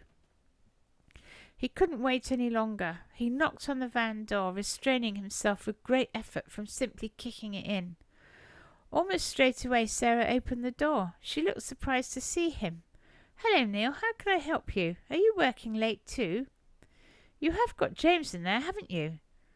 "No, I haven't." "What do you mean you haven't got James in there? You must have James in there." Sarah stood back for him to enter the van. He peered around it as if James must be hiding in some impossibly small nook or cranny. There was no sign of Goldie either. In the light he could see she'd paled.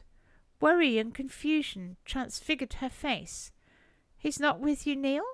He left here a couple of hours ago. He said he was going home, as usual." "He did, and he was home. But then we fell out because you'd palmed that wretched dog off onto him, and I made him bring it back. We could see you were still here in the van. I've been thinking he was with you for ages now."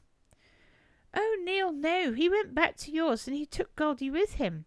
He said you'd said he could, and I haven't seen him since." By this time they were outside the van, staring at each other in horror. Neil stood frozen for a moment. He was supposed to come straight here with Goldie, he said, voice rising with the tide of panic that threatened to overwhelm him. "That was ages ago. Where is he? We need to find him now." He knew his voice had risen, and he was shouting, but he couldn't seem to control it. It was fuelled with his fear. Sarah nodded. She locked the van. Neil noticed her little dog clinging to her heels. "Let's split up. I'll check the paths around the nursery. Maybe he went for a walk with Goldie to calm down. And I'll head into town. Maybe he tried to go to one of his friends' houses."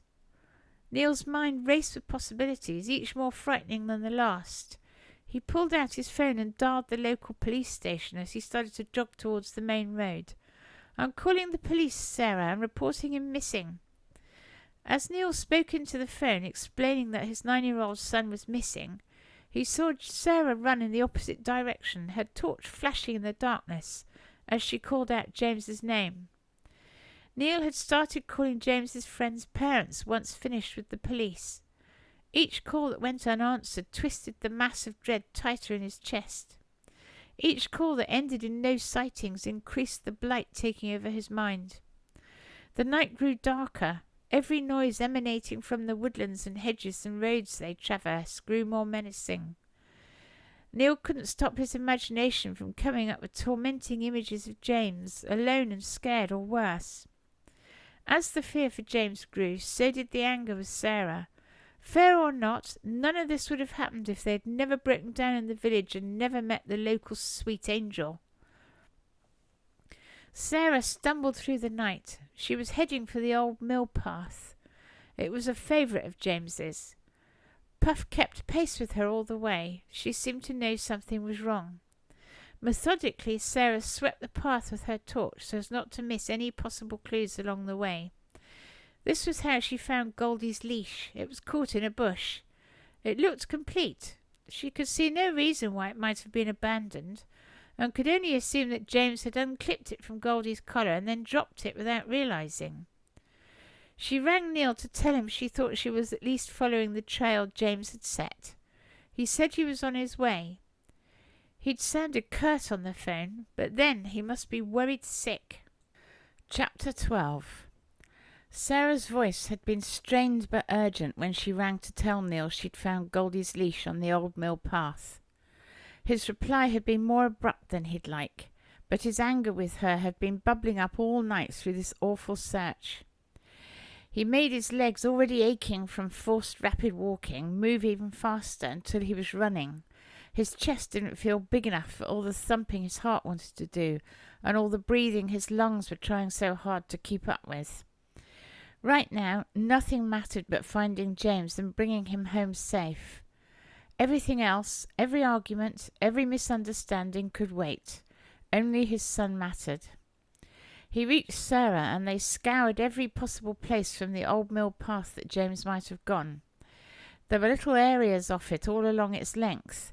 The playground, a particular copse of trees he liked that had a clearing in the middle, several streams, one in particular in which he would spend hours building dams.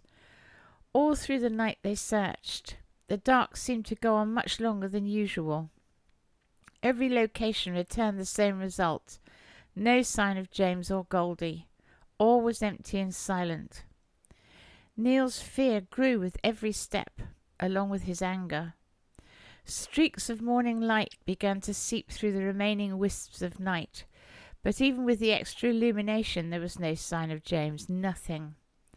The search, which now included others, some of whom Neil knew, including Sarah's friends, Eric and his family, but many he didn't, had covered a wide area surrounding Bonsai House and radiating out, but also starting from other places they knew James had been fond of visiting.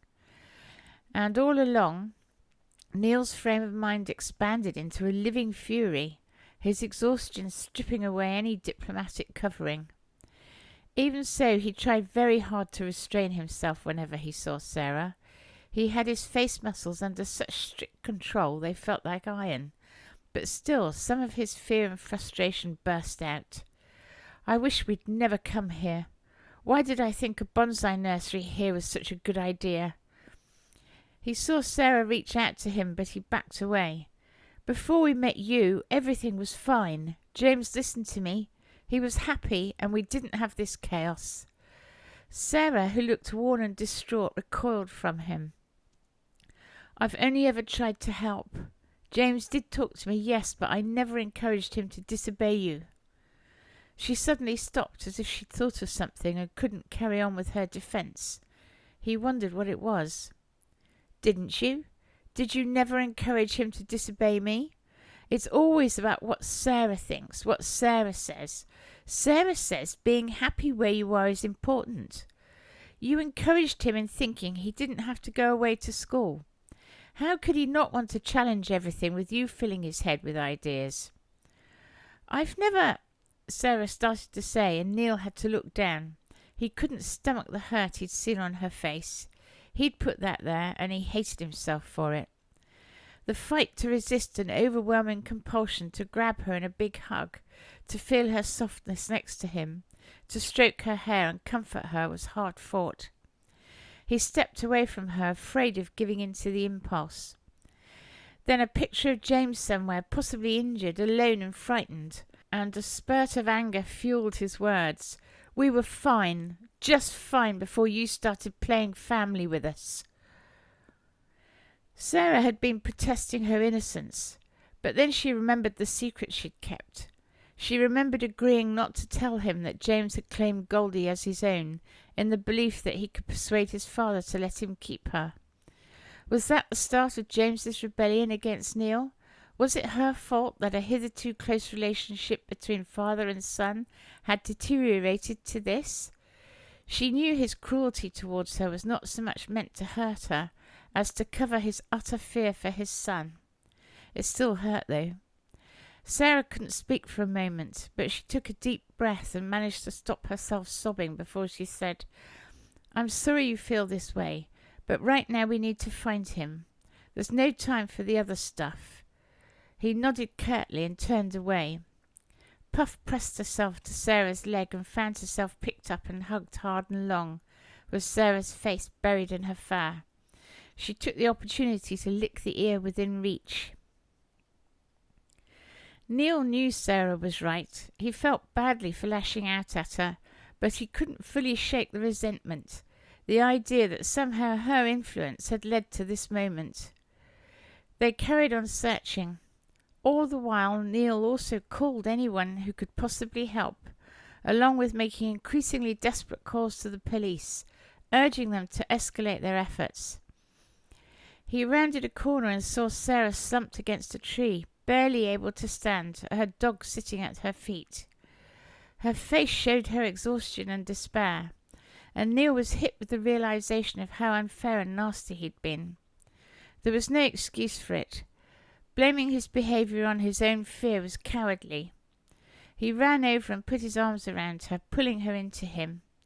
She sank onto his chest, her arms going around him under his jacket, as though they'd always known that's where they belonged. Neil rested his chin on her head and held on for dear life. Somehow she strengthened him. The warmth of her, the fragrance of her, the feel of her hold on him. For that moment he knew he was complete. He knew that everything missing in his life could be found in this woman who had so miraculously strolled into his life with her offer of help. And he'd been horrible to her. He pulled back, looked into her face and said, "Go home. You've been up all night in a state of high tension. You need some rest. Go home. I'll keep you updated." And he bowed his head and kissed her. Briefly, but it was like a lifeline of love that flowed between them. He saw her eyes widen and a flush start up her neck. "When this is over, because it will be over, happily, soon, we will pick up where we left off," he murmured, tucking a few strands of hair behind her ear. He looked down to see Puff sitting on his foot now, half on his foot, half on Sarah's. So the dog approved too, thank goodness for that. "Go home," he said. "I'll keep in touch." And she pulled away from him, her hands still in his until they couldn't reach any more, and his fell back to his side. Eric appeared, nodded at Neil, and insisted he'd drive her. She was too tired to do it herself.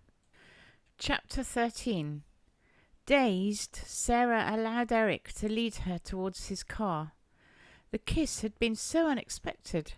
It had definitely been a seashell moment, a brief golden event that felt both right and terrifying.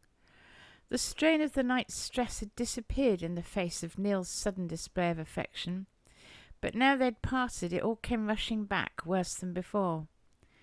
The warmth she'd so briefly wallowed in had given way to a renewed onslaught of his earlier accusations and her own guilt. She settled into the passenger seat of Eric's car. Exhaustion made her body feel so heavy, she thought for a second that she would sink right through the seat. The dashboard clock confirmed the arrival of morning along with the lightening of the sky. A new day had started as if nothing had happened, and yet everything had happened. Eric started the car and glanced at her before looking back and engaging the gear. "You okay, love?" Sarah tried to smile. "Just tired, thanks, Eric." As they drove off, she was glad of Eric's company, as much because they knew each other well enough not to bother with inessential chit-chat, as that he provided a reassuring presence. The only trouble was the silence gave her the space to wonder if it really was her influence that had caused James to disappear. The drive was short, the streets empty and quiet, but in contrast to the peace outside, Sarah was filled with turmoil. As they pulled up to her small house, she felt a momentary relief at being home and on familiar ground, but she knew that any rest she could get would bring no true escape from her worries. Eric parked and turned to her. "Sarah, if you need anything at all, call me, okay? I'm going back to help with the search, and I'll update you if there's anything to say." "Thank you, Eric. I do need the rest. I also need to try to think clearly about everything," she said, her voice faltering a bit. She hesitated. The burden of her secret was too heavy now she thought it might have led to James's disappearance. She glanced at Eric's face again. He looked so understanding, so loving, that before she knew it she'd gabbled out her worry. "I think you might have run away. I think it might be my fault." Eric stilled. After what seemed too long to Sarah, he finally spoke. "Run away? Sarah, why would you think that? And why might it be your fault?"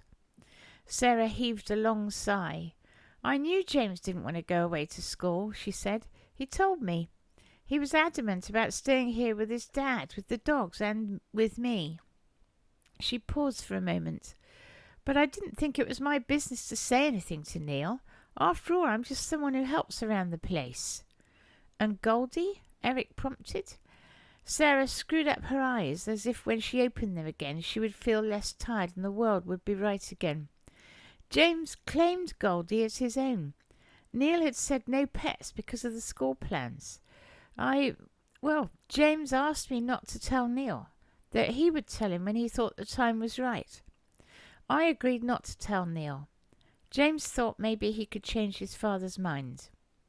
She stared out of the car window, unable to meet Eric's direct look.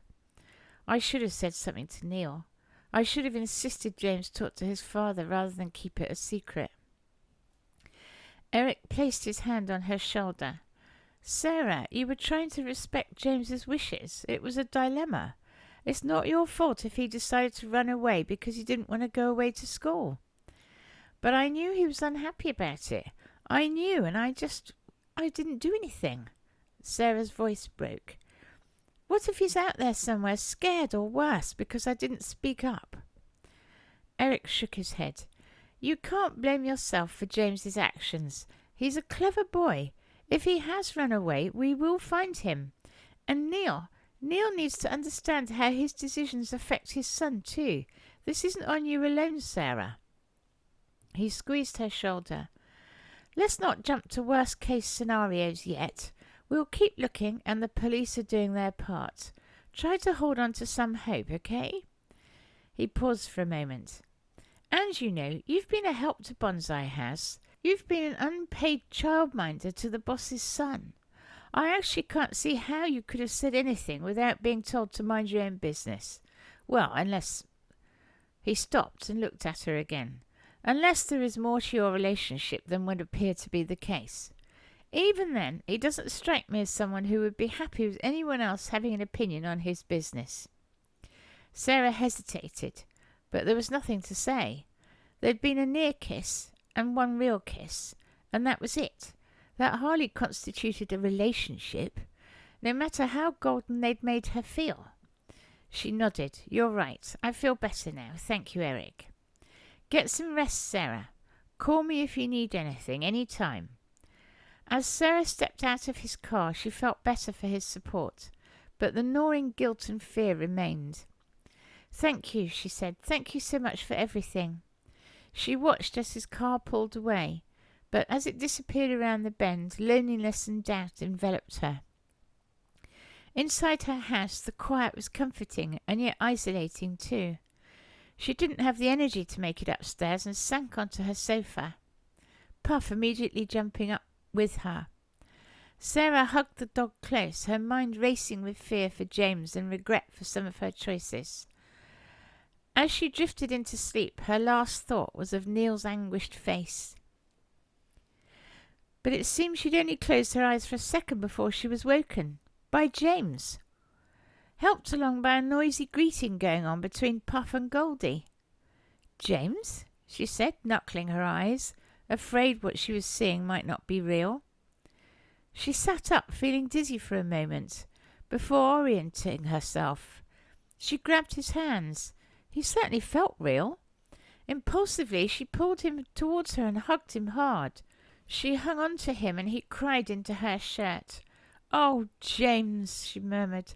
"Oh, James, thank God you're safe." A few tears escaped her too. Sarah had never felt so relieved in her life before.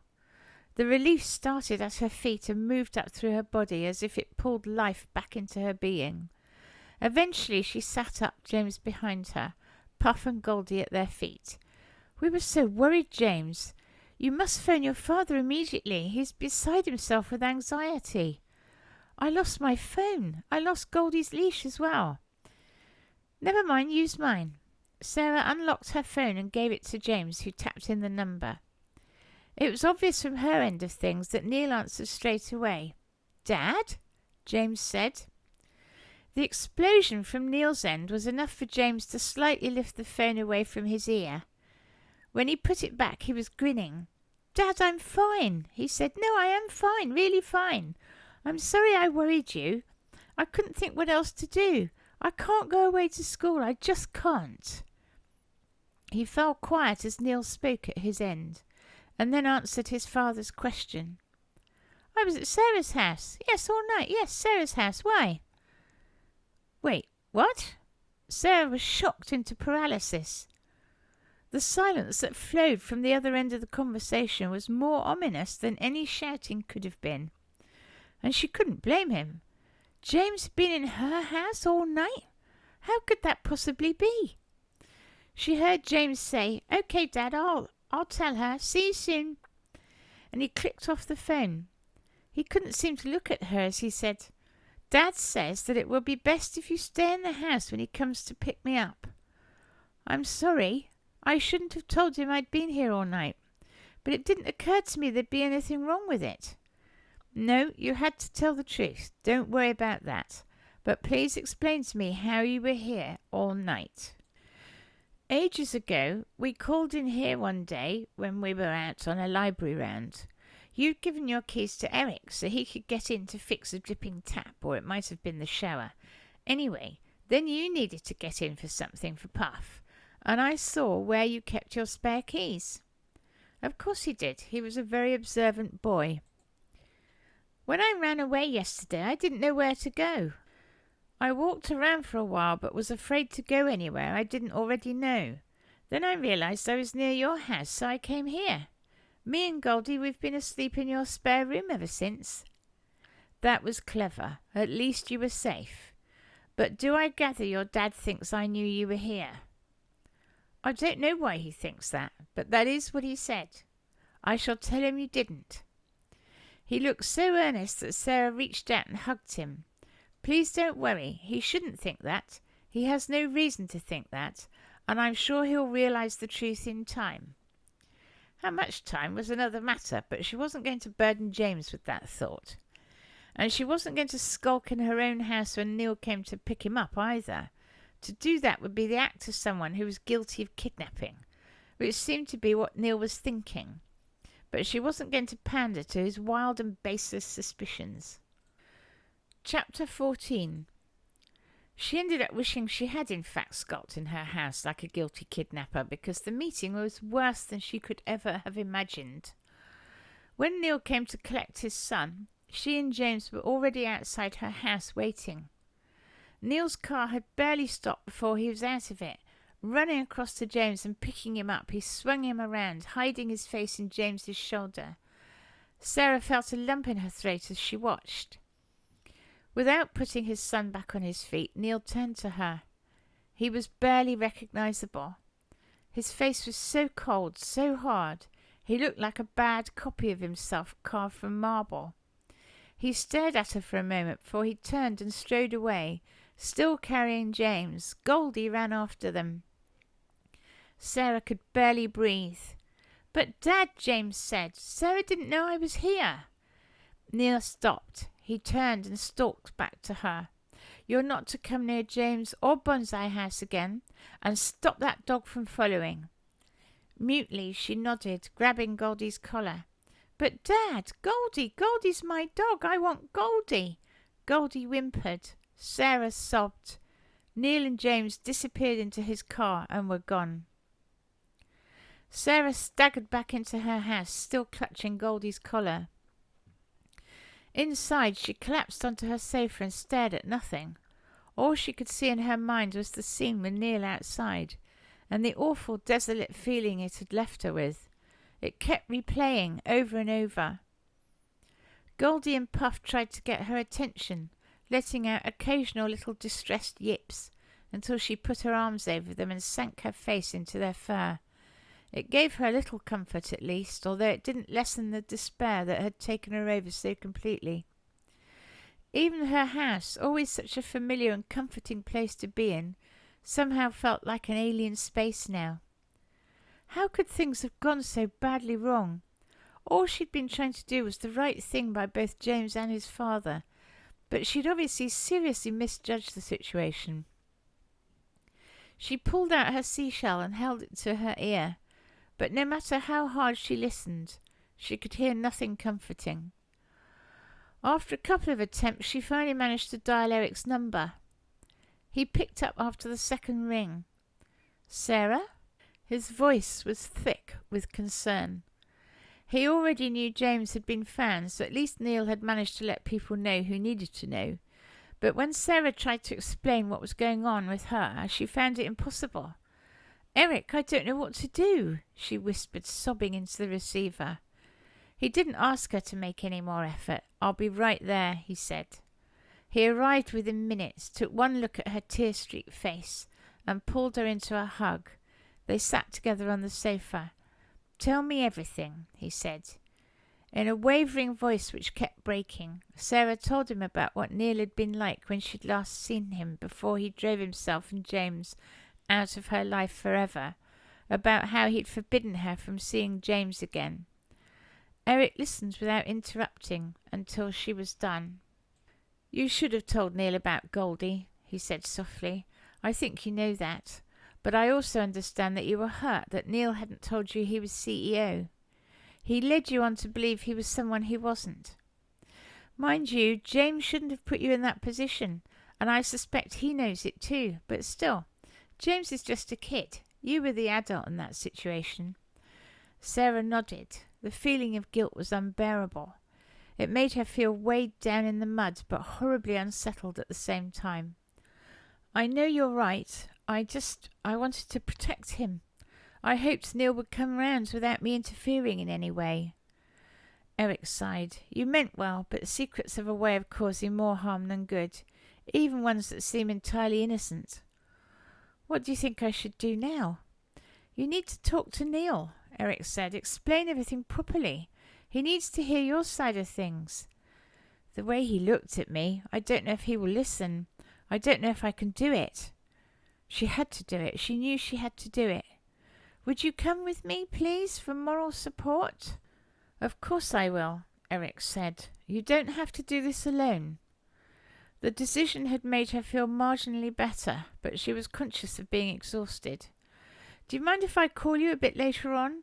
I have to get my head down for a while first, or I just know I'll make everything even worse. Sorry to be so vague." "Don't worry, as long as it's today sometime and doesn't get put off. Getting some rest first is a good idea. I'll wait for your call." Eric patted her shoulder. "We will make this right." Chapter 15. Neil stood in his kitchen, his coffee forgotten, staring blankly at the wall. The doorbell rang, jolting him back to reality from the tangle of dark thoughts that had been consuming him.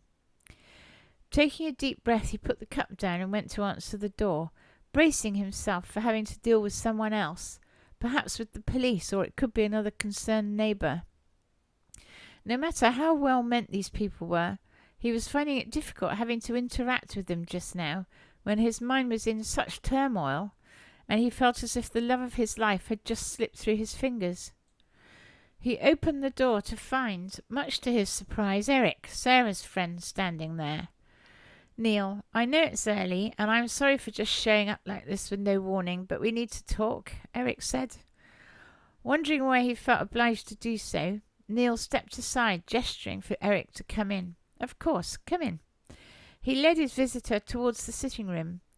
On the way, he couldn't stop himself from peering into James's room to make sure he was still there. He was fast asleep in his bed. Once seated with refreshments refused, Neil waited for his visitor to speak. "Neil, I know you're going through a lot, but I think there's been a huge misunderstanding that needs to be put right. Sarah's devastated by everything that's happened." "Misunderstanding?" Neil echoed. "Eric, she knew about James' wishes about school and about Goldie, and she said nothing. How is that a misunderstanding?" "I get why you'd think that, Neil," Eric said. "But think about it. Sarah has only ever tried to help. That's all she ever wants to do. Often to her own detriment, I might add. In this case, your son put her in a difficult position. She was caught between wanting to respect his wishes and what she thought was your authority as his father. And right now, she thinks you believe she kidnapped James. That's a heavy accusation, Neil. Surely you don't really think that." Neil couldn't hold the older man's gaze and dropped his own to his hands, which were clasped tightly together in his lap. Deliberately he tried to loosen them, conscious his fingers were aching.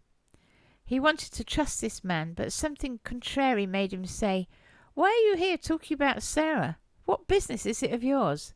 What right do you have to discuss her business? Does she know you're here talking about her most private thoughts?" "You are right to ask, and I am glad you have." Neil felt a moment's warmth from the approval, although why this man's opinion of him mattered he couldn't fathom. "She doesn't know I'm here. Sarah is my family. If her father was alive, he would be here. I'm standing in for her father." Fair enough, but still Neil hesitated. The silence stretched on uneasily before he spoke. "I've had experiences, Eric. My ex-wife, she actually did kidnap James when he was very small. Thankfully, he doesn't remember it. The whole situation was horribly traumatic, and it cost a lot to get him back safely. I suppose I panicked, seeing patterns where there were none." The other man's face softened a little. "I can't imagine how hard that must have been, Neil. But Sarah isn't your ex-wife. She is someone else altogether. She cares deeply about James, about you. She was terrified last night, thinking that something she'd done or not done had led to his disappearance." Neil rubbed his face. He had never been so tired in his life before, and he knew it was not just because of the thought of losing James again, but also the thought he'd lost something wonderful that had barely begun. "I care about her too, Eric, more than I've admitted to anyone, even to myself until now. But how do I come back from this? How do I make things right? Especially because I'm still not sure. She must have known all along who I was, even though she acted as if she didn't." "What do you mean?" "Well, it's not difficult. The CEO of Bonsai House and its umbrella organisation is Nathaniel Turner. My name is Neil Turner. It's not a great leap, and there will have been gossip." "Not everyone is interested in such things, Neil. In fact, Sarah is the sort who'd have run a mile if she had known you were the big boss. Anyway, how the hell do you get from Nathaniel to Neil? I can just about get my mind around Nate, Nat, but Neil? Nah." Looked at from that point of view, Neil felt his belief waver, but Eric hadn't finished. "And Sarah's not the sort to take any notice of gossip either. If she was, She'd have heard the one about how the big boss of Bonsai House had stalked some poor unfortunate woman, forced her to have his baby, stole it from her, and discarded her once she'd produced the goods. Which bit of gossip should she take or leave, do you think? Really? Is that what they're saying? That's some of it. I'm sure there'll be more, but I try to avoid it too. Neil actually groaned. What an idiot he'd been. Goodness shone out of Sarah. How could he even have thought the things he'd thought of her? It was no wonder the locals called her their sweet angel, although he'd still draw the line at saying such a sickly thing out loud. Eric leaned forward and placed a hand on Neil's shoulder. Talk to her. Listen to her. Apologise. It won't fix everything overnight, but it's a start. And from what I know of Sarah, she'll listen. She cares, Neil. Neil nodded slowly. Eric was right. This was exactly what he needed to do. And sooner rather than later, too. Would you come with me, please? Like some sort of impartial support? Help keep me level? It might make Sarah look at me more favourably, too. For the first time he managed to smile. It was tired and faltered a bit, but at last there seemed to be some hope. Of course, I'll help however I can, Eric assured him. Maybe there was a way to mend things, a way to rebuild what his fear nearly destroyed. Thank you, Eric. I find it hard to ask for help, but you came along and offered it, and I'm grateful. I needed someone to tell me I was being a fool. Eric laughed and clapped Neil on the shoulder as if they'd been friends for a long time. I'm thinking it might be best if Sarah came over here sooner rather than later while James is still asleep. What do you think? Neil nodded. I don't know how to ask her, though. He felt panicky at the thought of having to speak to her so soon. Don't worry, I'll go over there now and suggest it. Strongly suggest it. And Eric had gone before Neil could make him procrastinate. He started running around tidying things and getting the coffee machine ready and tidying the same things again. He'd never felt so nervous in his life before. Chapter 16. Before he'd had anywhere near the amount of time he wanted, Neil heard a car pull up outside. He peered through the window and saw it was Eric's. As he watched, Sarah stepped out of it. She turned around and spoke to the two dogs in the back seat. Neil got the impression she was playing for time. Then she turned to Eric and spoke to him. Neil could actually see from where he was watching Eric telling her to get in there and get it sorted. Of course, he couldn't hear him, but he was certain that was what was going on out there. He grinned, but only briefly, as his own apprehension rushed back in. He ran around tidying things up again, waiting for the knock on the door. Or should he open the door and be ready for her? Oh, God, wait or open the door? He'd wait. No, he'd open the door. But then he didn't want to look as if he expected her. He'd better wait. But then Eric must have said something. He'd better open the door. Oh! Hang on, she should have been here by now. He went back to the window to see Eric appearing out of the car. He didn't physically take Sarah by the scruff of the neck and march her up the path, but Neil got the impression he might as well have. He hastened to open his door before Eric came in, to shake him too. Sarah, Eric, he said, hoping they'd not noticed the slight waver in his voice. Neil stepped aside to let them in, but Eric didn't come any further forward. All right, you two, he said in a no-nonsense tone. Get it sorted out. Eric turned on his heel and left them standing awkwardly, facing each other. He retreated to his car where Puff and Goldie waited for him, tails wagging enthusiastically. Neil and Sarah watched him go until Neil gestured inside towards the sofa. He had lost all his words. They sat there for what seemed ages while he desperately tried to think what to say. Should he mention the not really a kidnap? Or the fear of losing James again? The awful night? Or the fear of losing Sarah? The fear of being the target of another gold digger? The terrible regret he felt for the things he'd said to her?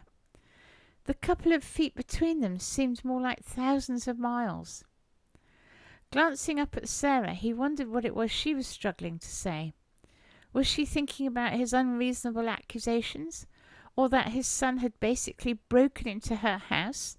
Or was she going to have a go at him about his grumpy refusal for his son to have a dog of his own?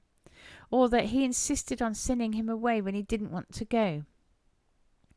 There were so many things she could reproach him with. He braced himself while still trying to think about where to start with her. Should he start with an attempted explanation?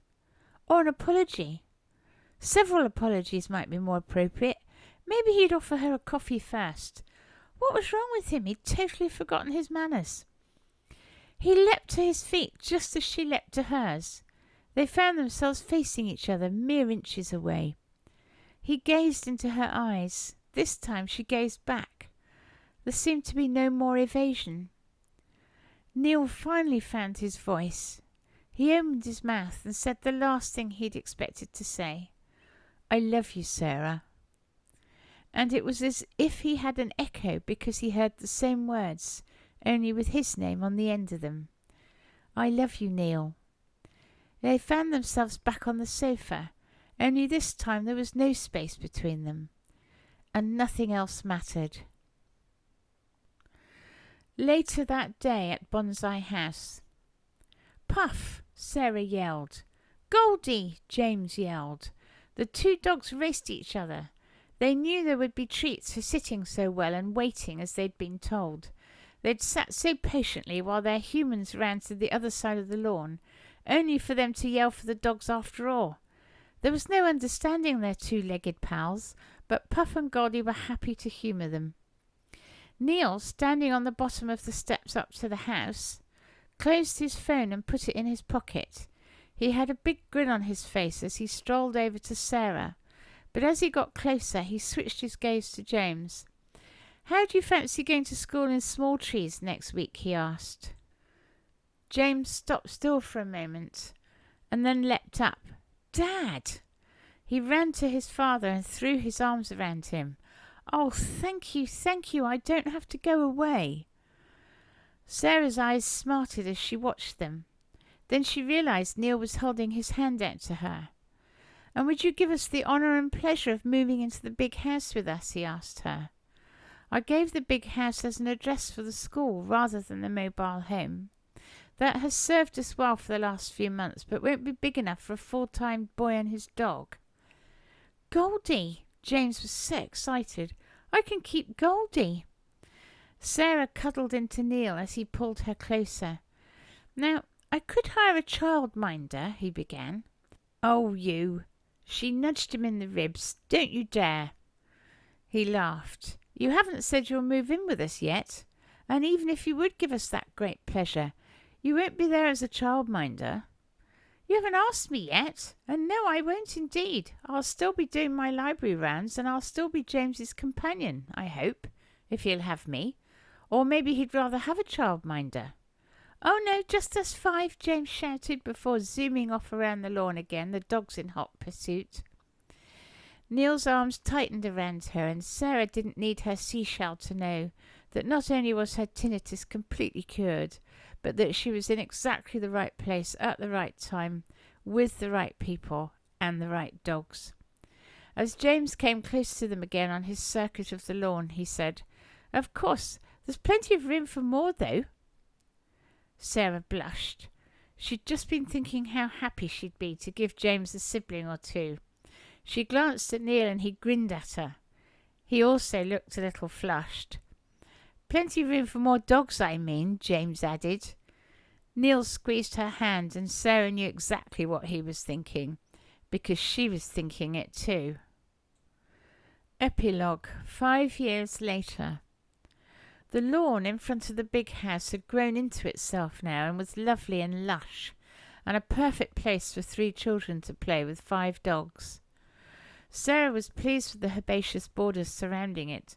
She spent a lot of time on them, and they rewarded her with fabulous displays of blooms and were a wonderful backdrop to the bonsai nursery.